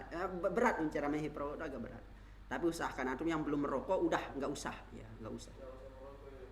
Ya, pertama merugikan diri antum, kedua itu merugikan kantong, dompet antum. Loh, siapa yang paling tinggi naamnya itu? Iya. Merugikan dompet. Ya, dompet bener itu ya Allah. Bayangin aja, satu perokok itu sehari berapa yang dihabiskan kira-kira? 28.000. Lah, kok tahu? Oh. Yuda berapa kira-kira, berapa batang sehari biasanya? Biasanya sebatang sehari berapa batang biasanya orang perokok? Alah. Enggak tahu ya. Kirain tahu. Kalau tahu udah dicurigain itu. Ya, jadi anggaplah berapa? 50.000 lah ya harga Marlboro. Lo kok tahu 46? Oh iya. Ya ini menjual nama bapak omnya ini. Ya. Oke, 46 lah, anggap 46 ya. 46 sehari nggak itu? Farid disuruh beli sehari. Oke, kan 2 kali sehari ya. Anggap 86. 40 lah, bulatin 40. Sehari 40. Sebulan 4 kali 3 12, 1.200.000. Sebulan. Ya, 1.200.000. Ya. Belum yang lainnya. Itu belum koreknya. Tuh kan tahu aja sih udah itu. Iya, belum koreknya, belum ininya ya. Itu makanya nikmat terbesar antum dijadikan oleh Allah bukan ahli rokok ya. Nikmat yang besar itu. Jangan dihancurkan nikmat itu dengan nyoba-nyoba. Jangan bilang nyoba-nyoba intinya. Rokok sama narkoba itu jangan bilang nyoba-nyoba. Vape itu lebih bahaya ya. Vape itu lebih bahaya. Bahkan di Amerika itu sekarang itu mulai diinikan. Di Amerika loh ini, di Amerika. Mulai istilahnya itu dilangkain vape itu.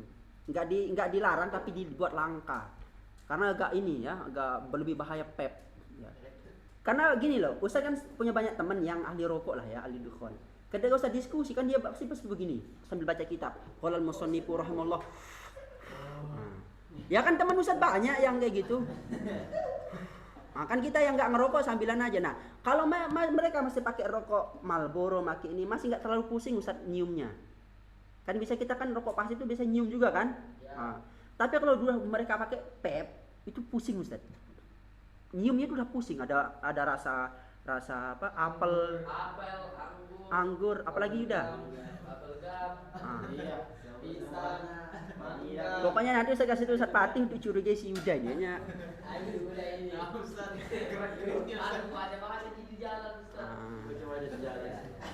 Ya seperti itu ya. Itu lebih bahaya vape ya. Kita aja yang pasif tuh lebih pusing nyiumnya itu vape itu dibanding yang Marlboro ya. Loh, kok tahu Marlboro Ustaz? Ya kan ayah tiri Ustaz mainnya Marlboro ya. Ya, karena Ustaz kalau disuruh beli pasti beli. Dulu itu harganya kalau nggak salah 15.000. Dulu harganya 15.000. Enggak, mau merah mau yang putih. Mau merah putih pun enggak tahu tahun berapa. Pokoknya 15.000. Ustaz ingat banget Ustaz disuruh beli dulu. Beliin dong ini Marlboro. Enggak yang sama. Sekarang adiknya Ustaz biasa yang beli kan, beliin ini harganya 40-an atau 50-an harganya. Karena inflasi kan. Dulu harganya 15.000, sekarang jadi 46 ya. Sama motor dulu atau harga motor berapa? 2.400. Tahun 80 harga motor 2.400. 2.400 ya. Ya, sekarang harga motor 24 juta. Berapa inflasinya itu? 1 juta%. Makanya Ustaz pernah menanya kepada namanya Amir Nur Bais. Ustaz, Gimana kalau dulu saya itu ngutang pada orang 24.000 tahun 80. Kemudian tahun 2026 mau saya bayar. Siapa yang zolim? Kita. Contoh tahun berapa tadi? Tahun 80, 24.000 Ustaz ngutang. Ustaz ngutang apa ngutangin ya contohnya? Ustaz ngutangin lah ya, ngutangin si Armansyah. Armansyah nih 24.000, tak kasih Armansyah 24.000. Bayar ya nanti tahun 2026, oke.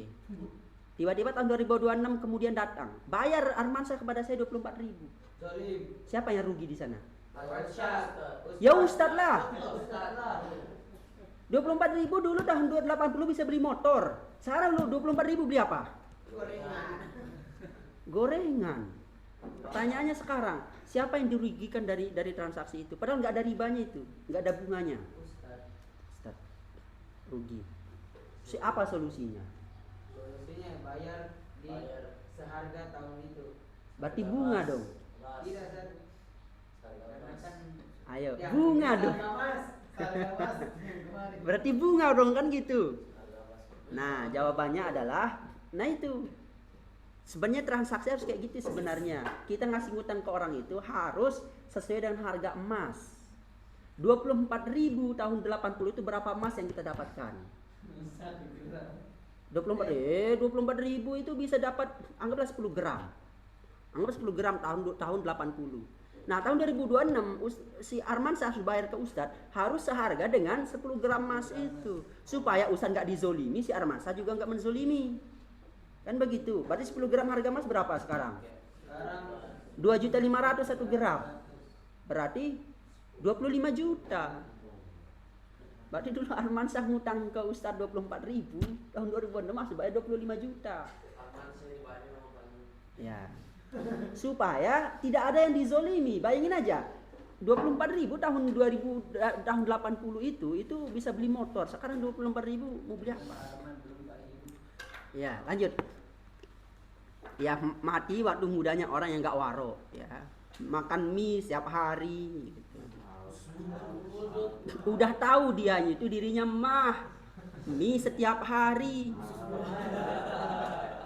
Udah tahu sering pingsan.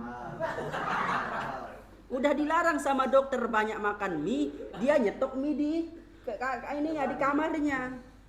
Ya. Ya. Apa dalam kaidah itu dikatakan? Apa namanya? Fasna lidaika, maka nikmatilah penyakitmu. In jafauta tabiban, jika engkau sudah tidak mau mendengar kata dokter. Nikmatilah penyakitmu, gitu. Ya, bisa tuh matinya waktu muda, orang yang enggak waro. Ya.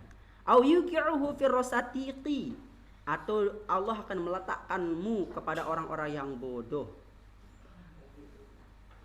Orang yang enggak waro biasanya nanti banyak temannya orang-orang yang bodoh.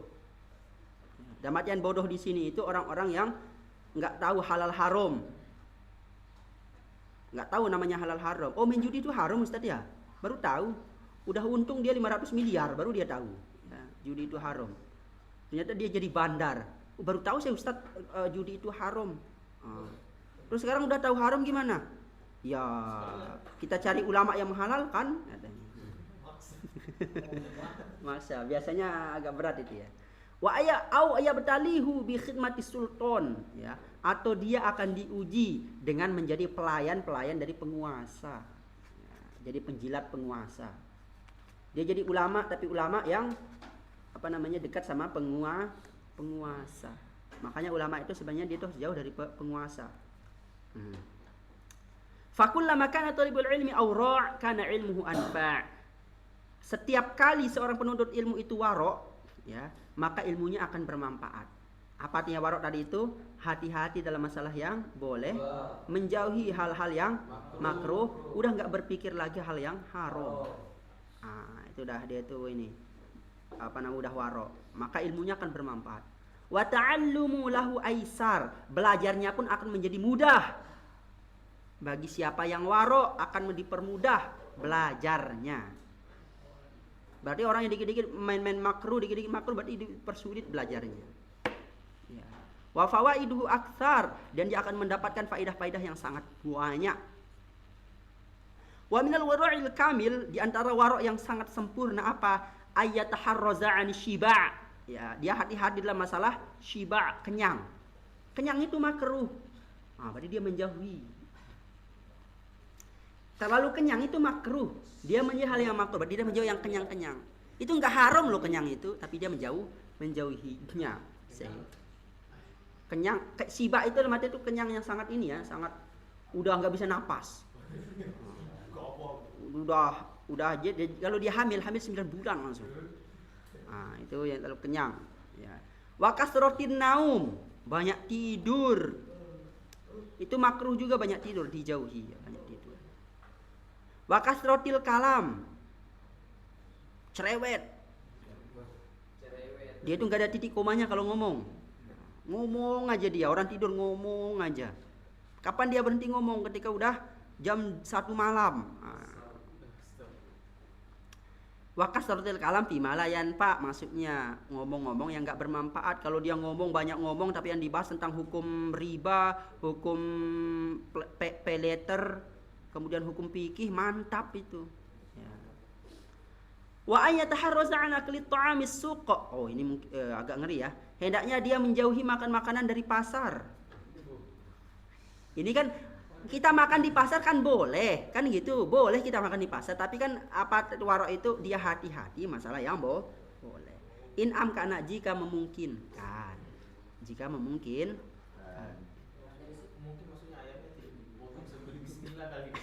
Maksudnya jika misalnya dia bisa dapat selain di pasar, misalnya dia beli selain di pasar gitu loh. Kalau nggak ada lain di pasar ya beli aja di pasar. Di mana kalau beli kalau nggak di pasar? Karena ada di Banten, ini dijuluki sebagai pasaknya Banten, namanya Ki Mufasir. Teman dekatnya dari mertuanya Ustadz Ari, mudir kita. Itu beliau itu saking antinya dunia, dia nggak pernah berjalan di jalannya pemerintah. Nggak pernah dia makan dari makanan pasar. Dia nanam sendiri, makan sendiri. Dalam artian itu dia punya sawah luas, nah itu dia nanam apa yang mau dimakan. Dia nggak mau nginjakkan kaki di jalannya pemerintah. Kenapa? Semuanya itu adalah hasil hutang yang riba. Saya berjalan di jalan yang dibuat dari hal-hal yang riba, maka saya termasuk lagi makan riba. Namanya Ki Mufasir. Waroknya tinggi sekali. Nah, kemudian ada orang yang ketika itu mau jadi tukang untuk membangun pondoknya. Apa katanya? Pak Kiai, bisa nggak saya di sini jadi tukang, nggak usah dibayar, nggak usah diapa-apakan. Saya pengen berkhidmah di sini untuk membangun pondok, boleh jadi ada amal jariah saya. Apa pertanyaan Kiai Mufasir? Kamu sholat terus nggak 5 waktu? Oh, kadang bolong Pak Kiai, nggak usah jadi tukang saya. Tukangnya pun ditanya, sholat 5 waktu nggak? Siapa ini enggak? Udah keluar nggak usah. Ada lagi orang ngelamar anak beliau. Ini cerita dari Pak Kiai Ali Rusdi yang almarhum. Ada orang yang ngelamar anak beliau. Pak Kiai, saya mau ngelamar anak Pak Kiai. Oh, mantap. Terus setelah itu apa kata ini ya? Tapi bisa nggak saya nazor ngelihat anak Kiai? Pulang kamu. Loh, kok bisa pulang? Karena ngapain kamu nazor anak saya? Berarti kamu tujuannya nikah itu untuk apa? Untuk menikmati cantiknya anak saya. Keluar kamu. Itu. Bahkan Bapak Suhaili Kala pernah ke sana. Bapak Suhaili Kala pernah ke sana karena Bapak Suhaili Kala dengan Bapak Kiai Rusdi itu CS. Ya. CS ya pimpinan BMS-nya CS sama Kiai Rusdi.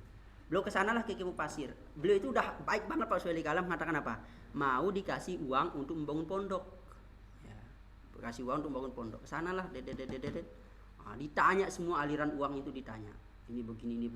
Kalau ada sedikit aja yang halal yang ini udah bayang miliaran mau dikasih sama Pak Suhaili Kala, udah nggak usah. Lebih baik bangun saya seperti ini, ya. Tapi dibuat oleh diri saya dan saya tahu. Ngeri juga itu, agak bahaya ini. Nggak bisa kita masuk ke sana. Misalnya antum megang HP misalnya, tertulis di sana itu. Ditulis di sebelum masuk pondok itu, wahai orang-orang bodoh, matikan HP-mu. Nah, tulisannya di sana. Oh, ngeri itu. Beliau itu agak keras ya masalah gitu, masalah HP lah. Jalan pemerintah aja nggak mau, ya karena dianggap itu adalah hal yang riba. Karena kan yang buat jalan siapa? Pemerintah. Pemerintah bisa buat jalan dari mana? Dari hutang. Ngutang gimana utangnya? Pasti riba kan utangnya pemerintah, nggak mau. Apalagi makan makanan yang di pasar. Boleh jadi makanan di pasar itu ada yang halal, ada yang diambil dari hal curian. Udah kepikir ke sana ya. Boleh jadi dia ada orang nyuri ayam, dijual di pasar. Meskipun kita beli kan halal, kan pakai uang kita kan belinya halal. Tapi lu berpikir, meskipun saya belinya sesuatu yang halal, tapi saya beli dari halal yang haram. Oh, itu agak ngeri ya. Kayaknya nggak bisa masuk ke kita ya. Itu maksudnya belum bisa, agak sulit ya. Kita itu ini apa namanya, kewaraan beliau itu agak berat ya. Ya. In amkana, jika memungkinkan. Li'anna ta'amas suq, karena sesungguhnya makanan pasar aqrabu ilan najasah, itu lebih dekat pada najis, wal khobasah, dan juga keburukan. Wa ab'adu an dzikrillah, dan sangat jauh dari zikir kepada Allah. Wa aqrabu ilal ghaflah, dan itu lebih dekat kepada kelalaian. Ya, karena di pasar ya nggak mungkin subhanallah. Ya. Di pasar apa? Ayo beli ini ayam saya ini di apa namanya, diimpor dari Amerika, dari ini dibohong terus kan. Impor ini apa namanya, dagingnya itu mantap. Ini pokoknya kalau antum makan itu udah bisa meleleh di lidah. Nah, biasa kan pedagang-pedagang kayak gitu, melebih-lebihkan apa yang nggak perlu dilebih-lebihkan. Udah dibumbuin pakai masako, dibumbuin oleh mulut dia. Itu agak ini ya, agak seperti itu ya. Makanya hati-hati antum jadi penjual nanti juga. Jangan menjual, antum harus menjual, mendeskripsikan barang antum itu harus sesuai. Ya. Jangan dideskripsikan, oh laptop saya ini Pak Ustadz, laptop saya ini sebenarnya mau dia itu dilempar enggak rusak. Mau dia di apa namanya, pakai setum, tahu mobil setum itu yang buat itu jalan itu loh. Diuji coba, insya Allah Pak Ustadz nggak akan hancur. Nah, ternyata apa namanya, jatuh dikit lecet. Nah, itu bohongnya itu di atas bohong tuh. Kayak Ustadz udah ceritakan itu tetes mata. Ustadz ceritakan itu tetes mata itu ya. Tetes mata, uji cobanya awalnya asli, set asli. Pas Ustadz beli, ternyata yang dikasih itu nggak asli. Nah, itu agak dosanya gede itu, makanan yang haram juga itu. Wali anna absarul fuqara taqa'u alaihi wa la yaqdiruna 'ala syira'i minhu. Oh. Kenapa makan makanan yang di pasar itu kita harus hati-hati? Karena sesungguhnya mata-mata orang fakir, orang miskin, taqa'u, jatuh atasnya. Maksudnya dia tuh melihat, wah enak sekali makanan itu ya, enak sekali barang itu, kata orang miskin. Wa la yaqdiruna, dan mereka tidak mampu 'ala syira'i minhu, tidak mampu membelinya. Menyakiti orang miskin. Oh, lembut banget hati beliau ya. Menyakiti orang miskin ya. Tapi boleh belanja di pasar, siapa yang larang, enggak haram, cuma hati-hati gitu. Fayata'azzauna, dan itu akan menyakitinya. Fatazhabu barakatuhu, maka berkahnya itu hilang ya, berkahnya hilang. Apalagi ke mall, bukan menyakiti orang miskin lagi, itu dah kita aja tersakiti ya, kata yang miskin juga ya. Ustadz biasa ke mall ngadem. Ya, bisa di apa namanya, kota wisata namanya, di mana itu di Bogor, kota wisata Kotwis namanya, itu ada mallnya gede. Bisa ke sana itu ngadem. Bisa kita lari nih, bisa sama santri itu lari udah keringetan, langsung ke mall itu. Ngadem tok. Ya, kan nggak ada yang ngusir kita, masuk. Kita masuk di apa namanya, pintu A, nanti keluar dari pintu B. Nah, biar nggak ditahui sama satpam ini, ngadem aja gitu. Boleh kan, nggak haram kan ngadem di mall? Nggak ada kan dilarang ngadem di mall. Berarti boleh ngadem di mall. Ya, seperti itu. Di sini mallnya di mana di sini? Oh, jauh juga kita mau lari. Ya, kirain di sekitar sini ada mallnya. Coba-coba, tapi biasanya kalau antum pegang duit jangan ke mall ya, takut hilang duit antum ya. Lanjut sampai mana tadi tuh? Wa hukiya anal imam Syekh Al-Jalil Muhammad bin Fadil ya. Karena fi hal ta'allum, pada saat beliau itu belajar, la ya'kulu min ta'amis suq, beliau tidak pernah makan dari makanan pasar.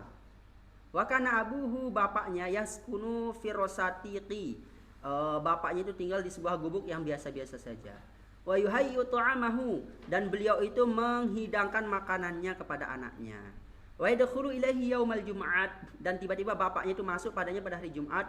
Faro'a fi baiti ibnihi, dan dia melihat di rumah anaknya khubzas suq, ada roti dari pasar, yauman pada suatu hari.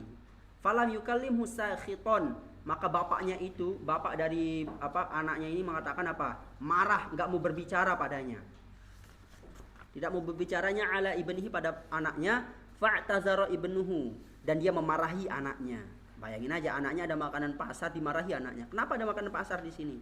Faqal, anaknya mengatakan, ma ishtaraitu, aku tidak beli wahai abah. Walam ardo bihi, aku tidak ridho terhadapnya juga abah makanan di pasar ini. Walakin, akan tetapi ahdorohu syariki, teman-temanku itu datang kepadaku kemudian menghadirkan makanan itu, jadi saya kan nggak beli di pasar.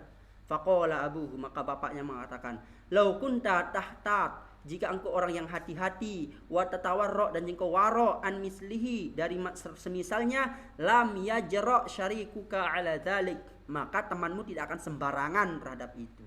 Meskipun temanmu ngasih engkau makanan pasar, ketika engkau waro, maka temanmu akan malu sehingga tidak akan mendatangkan makanan pasar kepadamu. Ngeri juga ya cara mendidik beliau. Ya. Kita gimana? Oh, kita ajak anak kita ke mall. Ya. Anak ajak ke mall, foto-foto, makan apa biasa di mall? Matcha. Minum matcha, apalagi di mall itu? Apa namanya? Si Pak Arit sering ke mall itu. Makan apa namanya yang makanan Jepang itu? Sushi ramen, ya, sushi ramen, makan sushi ramen, ambil foto-foto,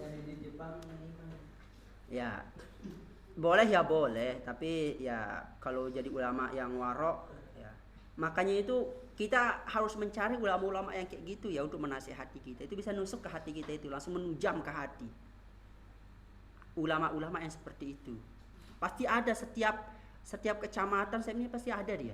Ulama-ulama kayak gitu itu ada dia. Orang-orang yang jarang kelihatan, kemudian dia bawaannya waro, nggak pernah ini, pokoknya ada dia. Itu pasti ada. Ya. Itu antum minta doanya, minta nasihatnya, itu cepat dia masuk. Ya, kalau ustadz atau kiai yang dapat amplop agak berat ininya. Ya. Apalagi buat tarif, ngeri juga itu. Ke pengajian saya yang sab pertama 500.000, sab kedua 700.000, kok lebih besar, 200.000, sab terakhir gratis. Nah itu gimana mau berkah itu? Ya, masa mau nyampein ilmu ada tarif-tarifnya? Ya. Atau dia nggak punya penontonnya, nggak bayar, tapi dia punya ini, ngundang saya 2 juta rupiah. Kalau ngundang saya pakai motor sendiri 5 juta rupiah. Kalau saya diundang kemudian dijemput 2 juta rupiah. Apa itu? Itu bukan berkah namanya. Apa di bawah berkah? Ya, seperti itu ya. Jual agama, nah bener ya. Wastaru bi ayati samanang qalila. Menjual ayat Allah dengan harga yang murah. Wa yazubillah. Ya, antum jangan sampai seperti itu jadi kiai nanti ya. Kalau masjidnya besar, tebel amplopnya nih. Masuk dia. Kalau musolanya kecil, nggak ada amplopnya, ayo Pak Ustadz ceramah di sana. Lagi sakit perut, kayaknya habis makan ini sakit perut, kayaknya bisa nggak diganti sama yang lain. Nah, kalau masjidnya besar, dia meskipun sakit perut, dia ini apa ya makanan biar sakit perut kita hilang. Nah, dicari di googling gitu, makanan yang membuat kita itu nggak sakit perut, makan racun. Nah, ya kan selesai dia, udah nggak sakit perut lagi, mati nanti. Banyak kejadian di kota kayak gitu. Misalnya nih, dia diundang khutbah Jumat. Ternyata dia dapat 2 undangan. Masjid A sama Masjid B. Masjid A ini 2 juta rupiah khutbahnya. Masjid A ini 500.000. Berpikir dia gimana caranya? Ditelepon temennya. Bisa mau nggak ceramah di khutbah di situ masjid yang itu? 500.000 loh. Oh, siap. Ya. Banyak kejadian seperti itu. Lo kok Ustaz tahu? Ustaz banyak diceritain masalahnya. Ya, banyak diceritain. Ada masjid UT namanya, Universitas Terbuka. Itu kalau khutbah di sana 1.500.000 sekali khutbah. Ya. Wa yazubillah ya. Makanya agak berat kita warok di kota itu. Ikhlas pun agak berat di kota. Karena dikit-dikit amplop masalahnya. Makassar kayaknya sama ya. Glamor ya. Dikit-dikit ini gimana berkah ya, dalam artian itu berkah itu. Ilmu itu bisa menghujam ke hati. Beda antara ilmu menghujam ke otak dengan ilmu menghujam ke hati, beda dia. Kalau menghujam ke otak langsung kita ngerti, oh ini, abis itu nyalahin orang, abis itu dia tuh nggak bergetar ke hatinya. Ada ilmu yang langsung menghujam ke hati, langsung begini ya Allah, astagfirullahaladzim, aku salah ya Allah, gitu. Tapi kalau menujam ke otak doang, oh ya dia salah ya Allah, saya yang benar ya, itu masuk ke sana. Ya, kenapa? Karena banyak ininya, ya ustadznya diundang, kalau nggak ada amplop nggak datang. Kemana pak ustadznya kok nggak datang? Ya karena kita kan nggak ada amplopnya. Gitu. Ya seperti itu yang terjadi zaman sekarang ya. Banyak. Aku bilang kayak Pasir yang di Banten itu di tengah hutan rumahnya, tengah hutan. Masih yang di kota, itu agak berat ya warok. Kita mau warok udah disiapin amplop, ya, mau warok ada amplopnya. Kalau kita di Masjid Muhammadiyah siapin tanda tangan. Ustadz ini notanya tanda tangan dulu. Kalau Muhammadiyah itu rapih dia, tanda tangan rapih. Kalau Masjid NU langsung Ustadz.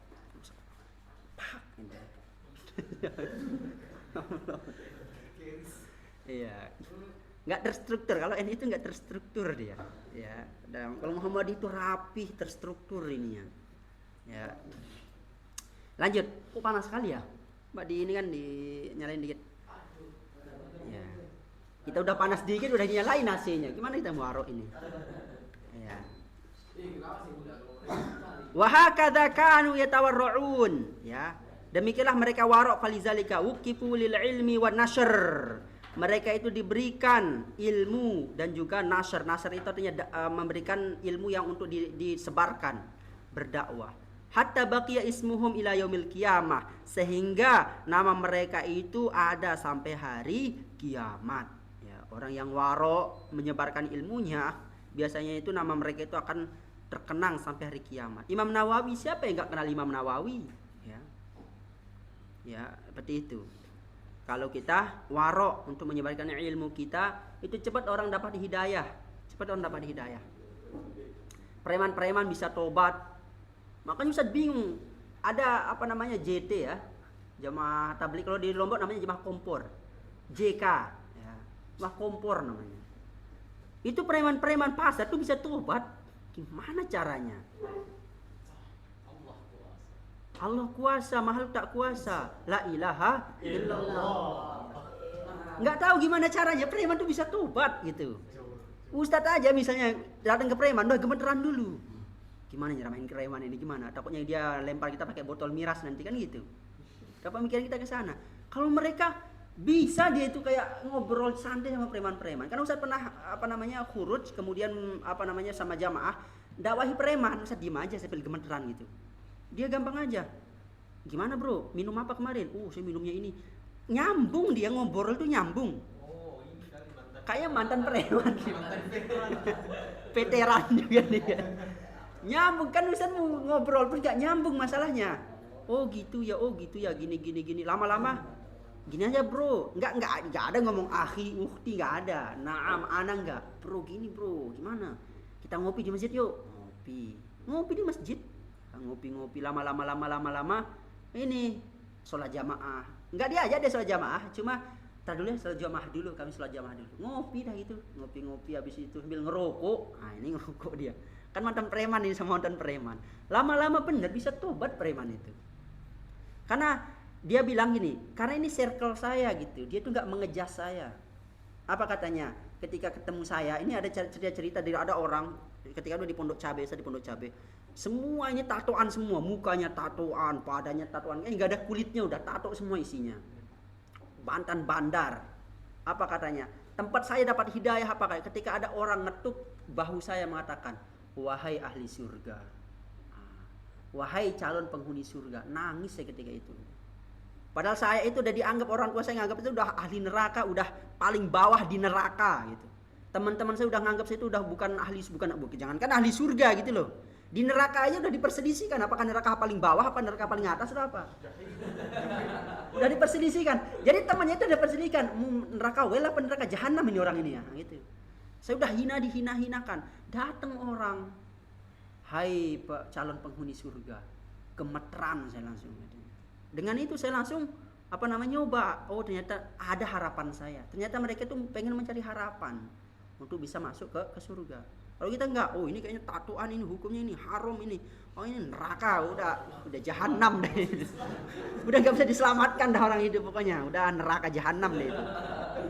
Menjauhlah orang. Faida dalam Al-Qur'an itu fabima rahmati minallahi lintalahum walau kunta faddan ghalidhal lam faddu min haulik. Dia akan lari darimu.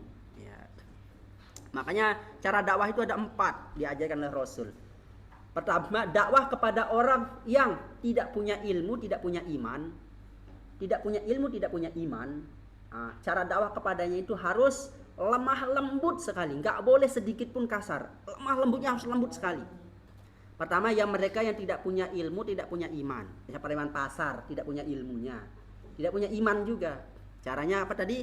Dengan lemah lembut. Kemudian berdakwah kepada orang yang punya iman, tapi tidak punya ilmu. Boleh kita kasar berdakwah kepadanya. Masih tegas berdakwah kepadanya. Contohnya Rasul ketika itu ada sahabat pakai gelang dari cincin emas. Kan laki-laki nggak boleh pakai emas. Dia pakai emas. Apa kata Rasul? Sini cincinmu dilempar. Jangan kamu pakai lagi. Bahin Rasul ngomong kayak gitu. Diambil cincin itu, lempar. Jangan kamu pakai lagi. Nangis sahabat itu. Bukan nangis karena dimarahi Rasul, nangis karena kesalahannya. Kenapa? Dia punya iman, tapi nggak punya ilmu.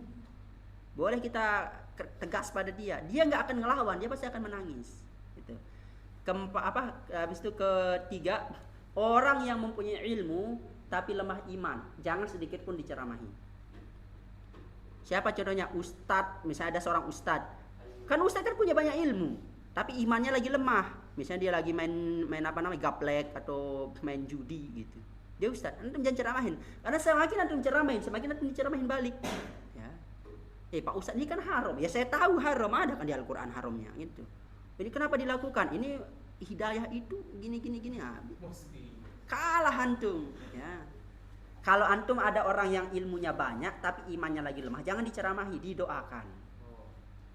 Caranya didoakan, nggak bisa diceramain. Antum ceramain balik nanti. Itu antum dapat kitab dari mana? Jilid berapa? Itu dikarang oleh siapa? Kan itu. Dan antum nggak bisa jawab nanti. Kan gitu. Malu sendiri antum nanti. Ya, itu orang yang ilmunya banyak tapi imannya lemah. Kemudian selanjutnya yang keempat, orang yang ilmunya banyak, imannya banyak, boleh antum pukul. Contohnya Sayyidina Ali dipukul oleh Rasul. Ketika itu disuruh untuk bangun malam. Kata Sayyidina Ali, mungkin boleh bentar dulu. Kata-kata bentar dulu langsung diginikan oleh Rasul, pahanya Sayyidina Ali dipukul. Innal insana zaluman jahula, sesungguhnya manusia itu zalim lagi bodoh, kata Rasul sambil dipukul. Pahanya Sayyidina Ali. Kenapa bisa seperti itu? Pertama, Sayyidina Ali imannya kuat. Ilmu babul ulum julukan beliau, kan begitu. Berarti kalau santri ilmunya banyak kan, imannya udah banyak. Nah gitu. Jadi berdakwah itu nggak bisa sama rata. Maka antum kalau bilang Rasul apakah lembut? Rasul tidak. Apakah Rasul kasar? Tidak. Tapi bijak sana. Belum bisa kadang di tempat itu belum lembut, kadang tempat itu belum tegas, kadang di tempat itu bahkan belum mukul. Itu makanya bijaksana. Makanya kalau antum ketemu berdakwah ada preman, jangan didakwahi hal yang ini. Sini preman minum khamr ya, innal khamra wal maisir wal ansab wal azab rijsum min amali syaiton fajtanibu. Mati antum langsung ya. Kalau preman tuh lemah lembut kita buatnya itu. Orang-orang yang nggak punya ilmu, nggak punya iman, jangan bawa-bawain ini dia. Meskipun itu benar, jangan dibawa-bawain kebenaran, tapi bawain dia tentang kelembutan. Dalam Al-Qur'an dikatakan, izhaba ila fir'auna innahu tagha faqula lahu qaulan layyina. Pergilah engkau Musa Harun kepada Fir'aun karena dia itu melampaui batas. Tapi apa? Katakan kepada dia perkataan-perkataan yang lembut. Kenapa? Fir'aun enggak punya ilmunya. Masalah ketauhidan. Kemudian dia juga enggak punya iman. Jangan dibawa-bawa yang ini ya, hal yang kasar ya. Sedangkan Nabi Harun diambil jenggotnya sama Nabi Musa di smackdown. Waduh. Dalam Al-Qur'an kan ada. Ya. apa namanya, Nabi Harun ketika itu, ya Harunu benili sarhal la'alli ablughul ya Harunu apa, ya fakhuz bilihyati wala birasi inni akhof, ya, kata-kata Nabi Harun, ya, wahai Musa, loh kenapa engkau ini smackdown saya? Di smackdown Nabi Harun. Kenapa di smackdown Nabi Harun? Karena ketika Nabi Musa pergi ke Tursina, Nabi Harun disuruh untuk jaga kaumnya. Ini jangan sampai kaumku ini kan dikit-dikit cepat sesat ini, Bani Israel ini. Pergilah Nabi Musa 40 hari 40 malam ke Bukit Tursina. Balik-balik, loh, kok anak sapi di sini. Nabi Harun disalahin, di smackdown dulu Nabi Harun. Kenapa didiamkan? Loh, saya udah gak diamkan ya Musa, sudah ceramahin gini-gini, tapi dia lebih dengerin itu. Si Samiri, udah si Samiri diusir langsung, ya. Bang, Nabi Harun di smackdown. Ya lanjut, mana tadi? Sampai 7:15 ya. Wa wassa faqihun min zuhadil fuqaha talibal ilmi ayataharraza anil ghibah. Seorang penuntut ilmu itu hendaknya menjauhi dari ghibah. Wa an majalasatil miksar, dari majelis-majelis gosip. Apa miksar itu? Cerewet-cerewetan. Ini yang ditonton di TV, silet. Setajam silet. Brownies. Apalagi namanya Yuda? Brownies, silet, terus sok bijak dia kan. Ya, Metro TV1, ya. Antum kalau nonton TV itu aja tonton TV1 sama Metro. Enggak usah nonton silet, ya, apalagi kayak gitu. TV1 biar antum tahu perkembangan dunia gitu. Ya, apa lanjut di sini? Waqala man yuksiril kalam, siapa saja yang banyak bicara, yasrik umroka, ya, dia akan mencuri umurmu. Wa yudayyi awqataka, dan dia juga akan menyia-nyiakan waktumu. Wa minal waro, di antara waro itu ayyajtaniba ahlal fasad, hendaknya menjauhi orang-orang yang suka berbuat kerusakan. Orang-orang berbuat kerusakan yang suka-suka misalnya apa? Merusak tembok, nyoret-nyoret tembok, nyoret-nyoret meja. Wal ma'asi, orang-orang berbuat maksiat. Wat ta'til, pengangguran. Maksud pengangguran di sini itu orang pengangguran yang kerja enggak ada kerjaannya kebaikan. Itulah maksudnya pengangguran di sini tuh. Orang-orang yang nganggur tapi enggak pernah ngerjain kebaikan. Nongkrong aja di perempatan. Nongkrong, ngopi.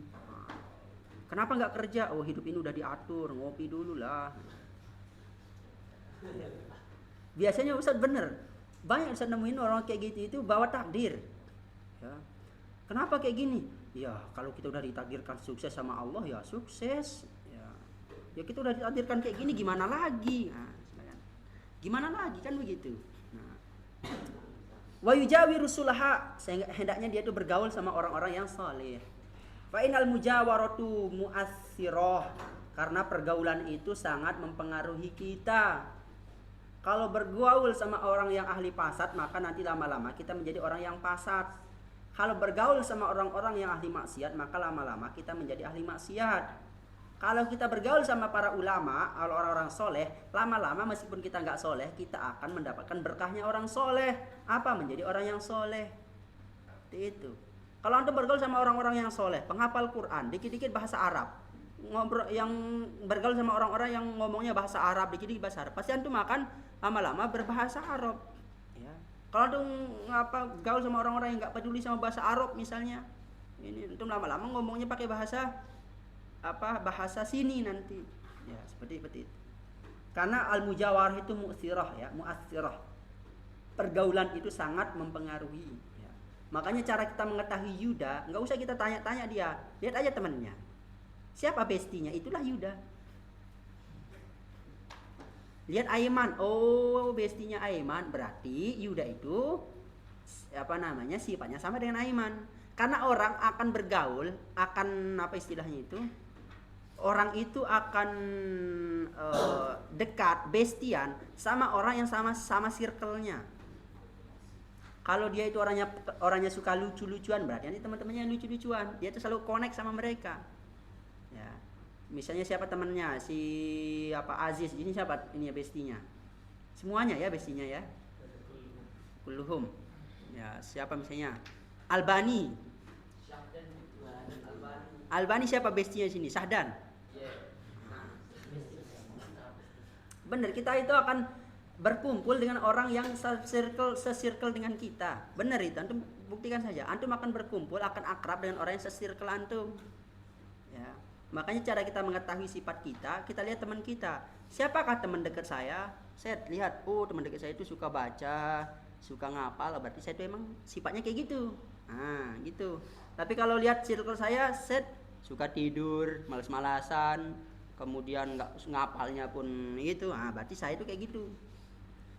Seperti itu.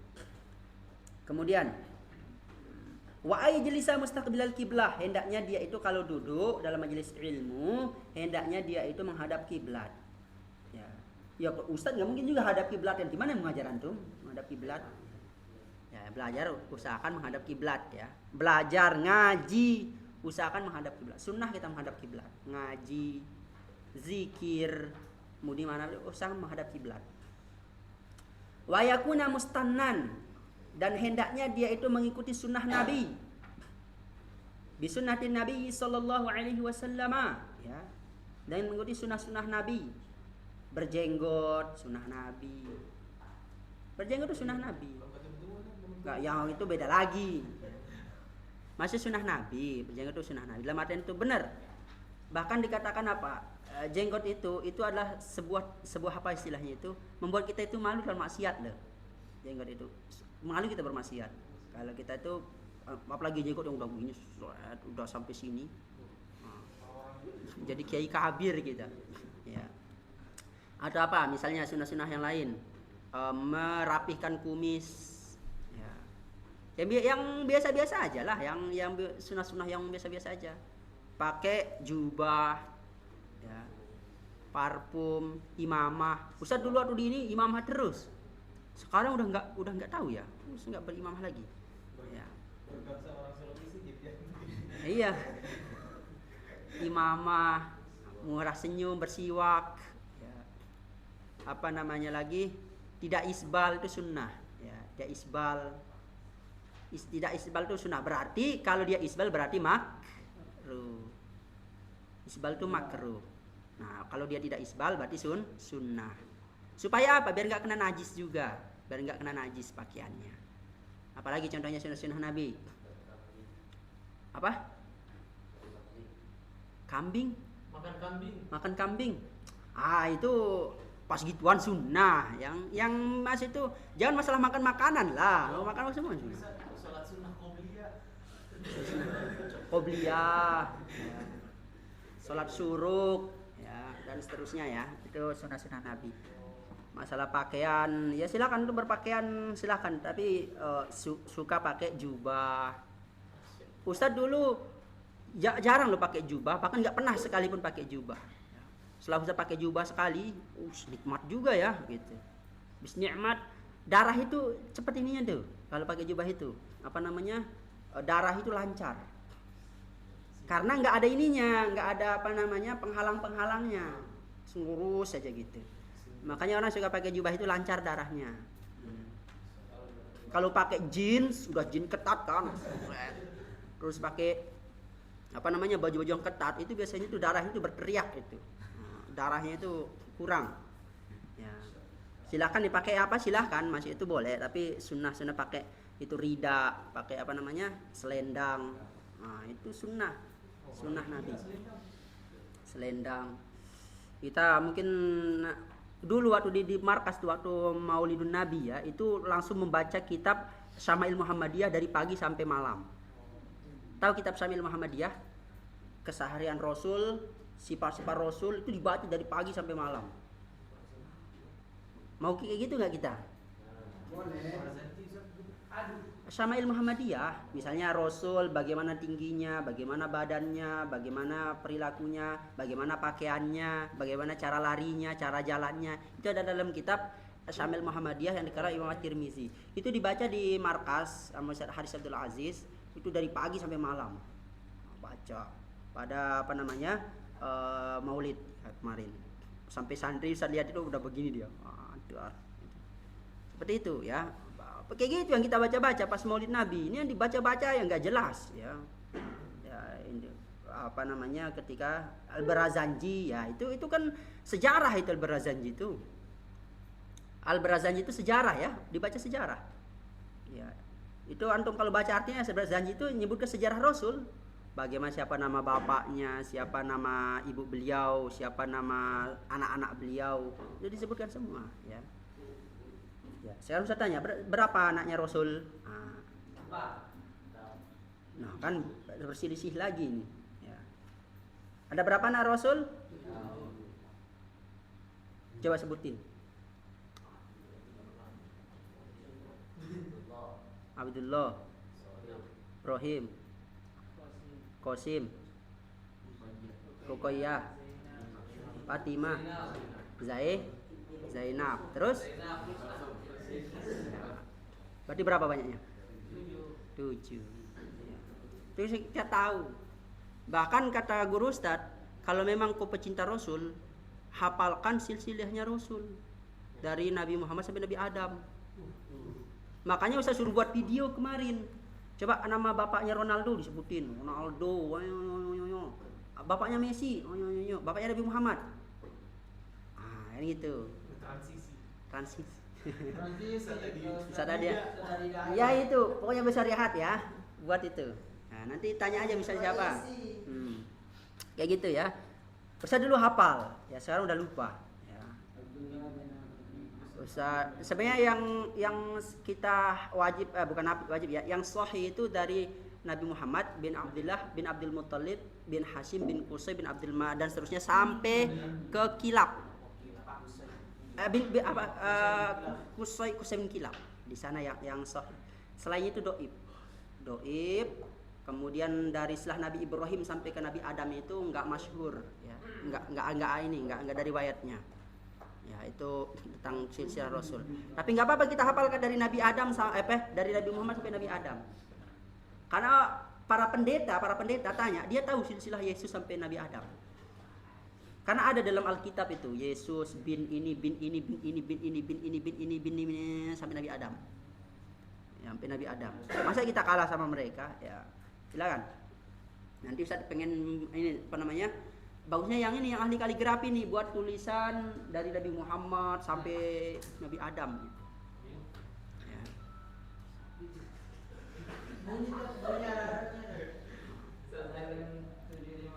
Jangan-jangan nyindir Ustaz ini.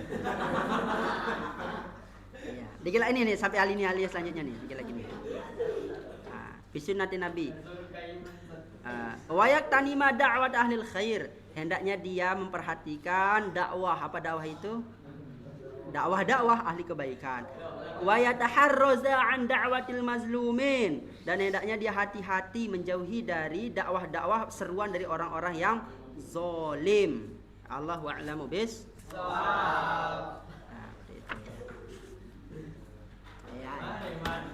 Ya hadanallahu wa iyyakum ajma'in. Subhanakallahumma bihamdika asyhadu an la ilaha illa anta astaghfiruka wa atubu ilaik. Assalamualaikum warahmatullahi wabarakatuh.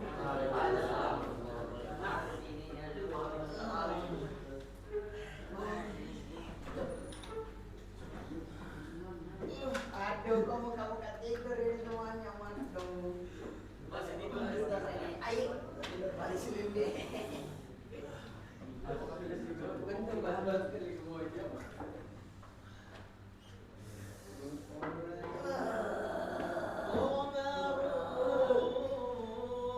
قمر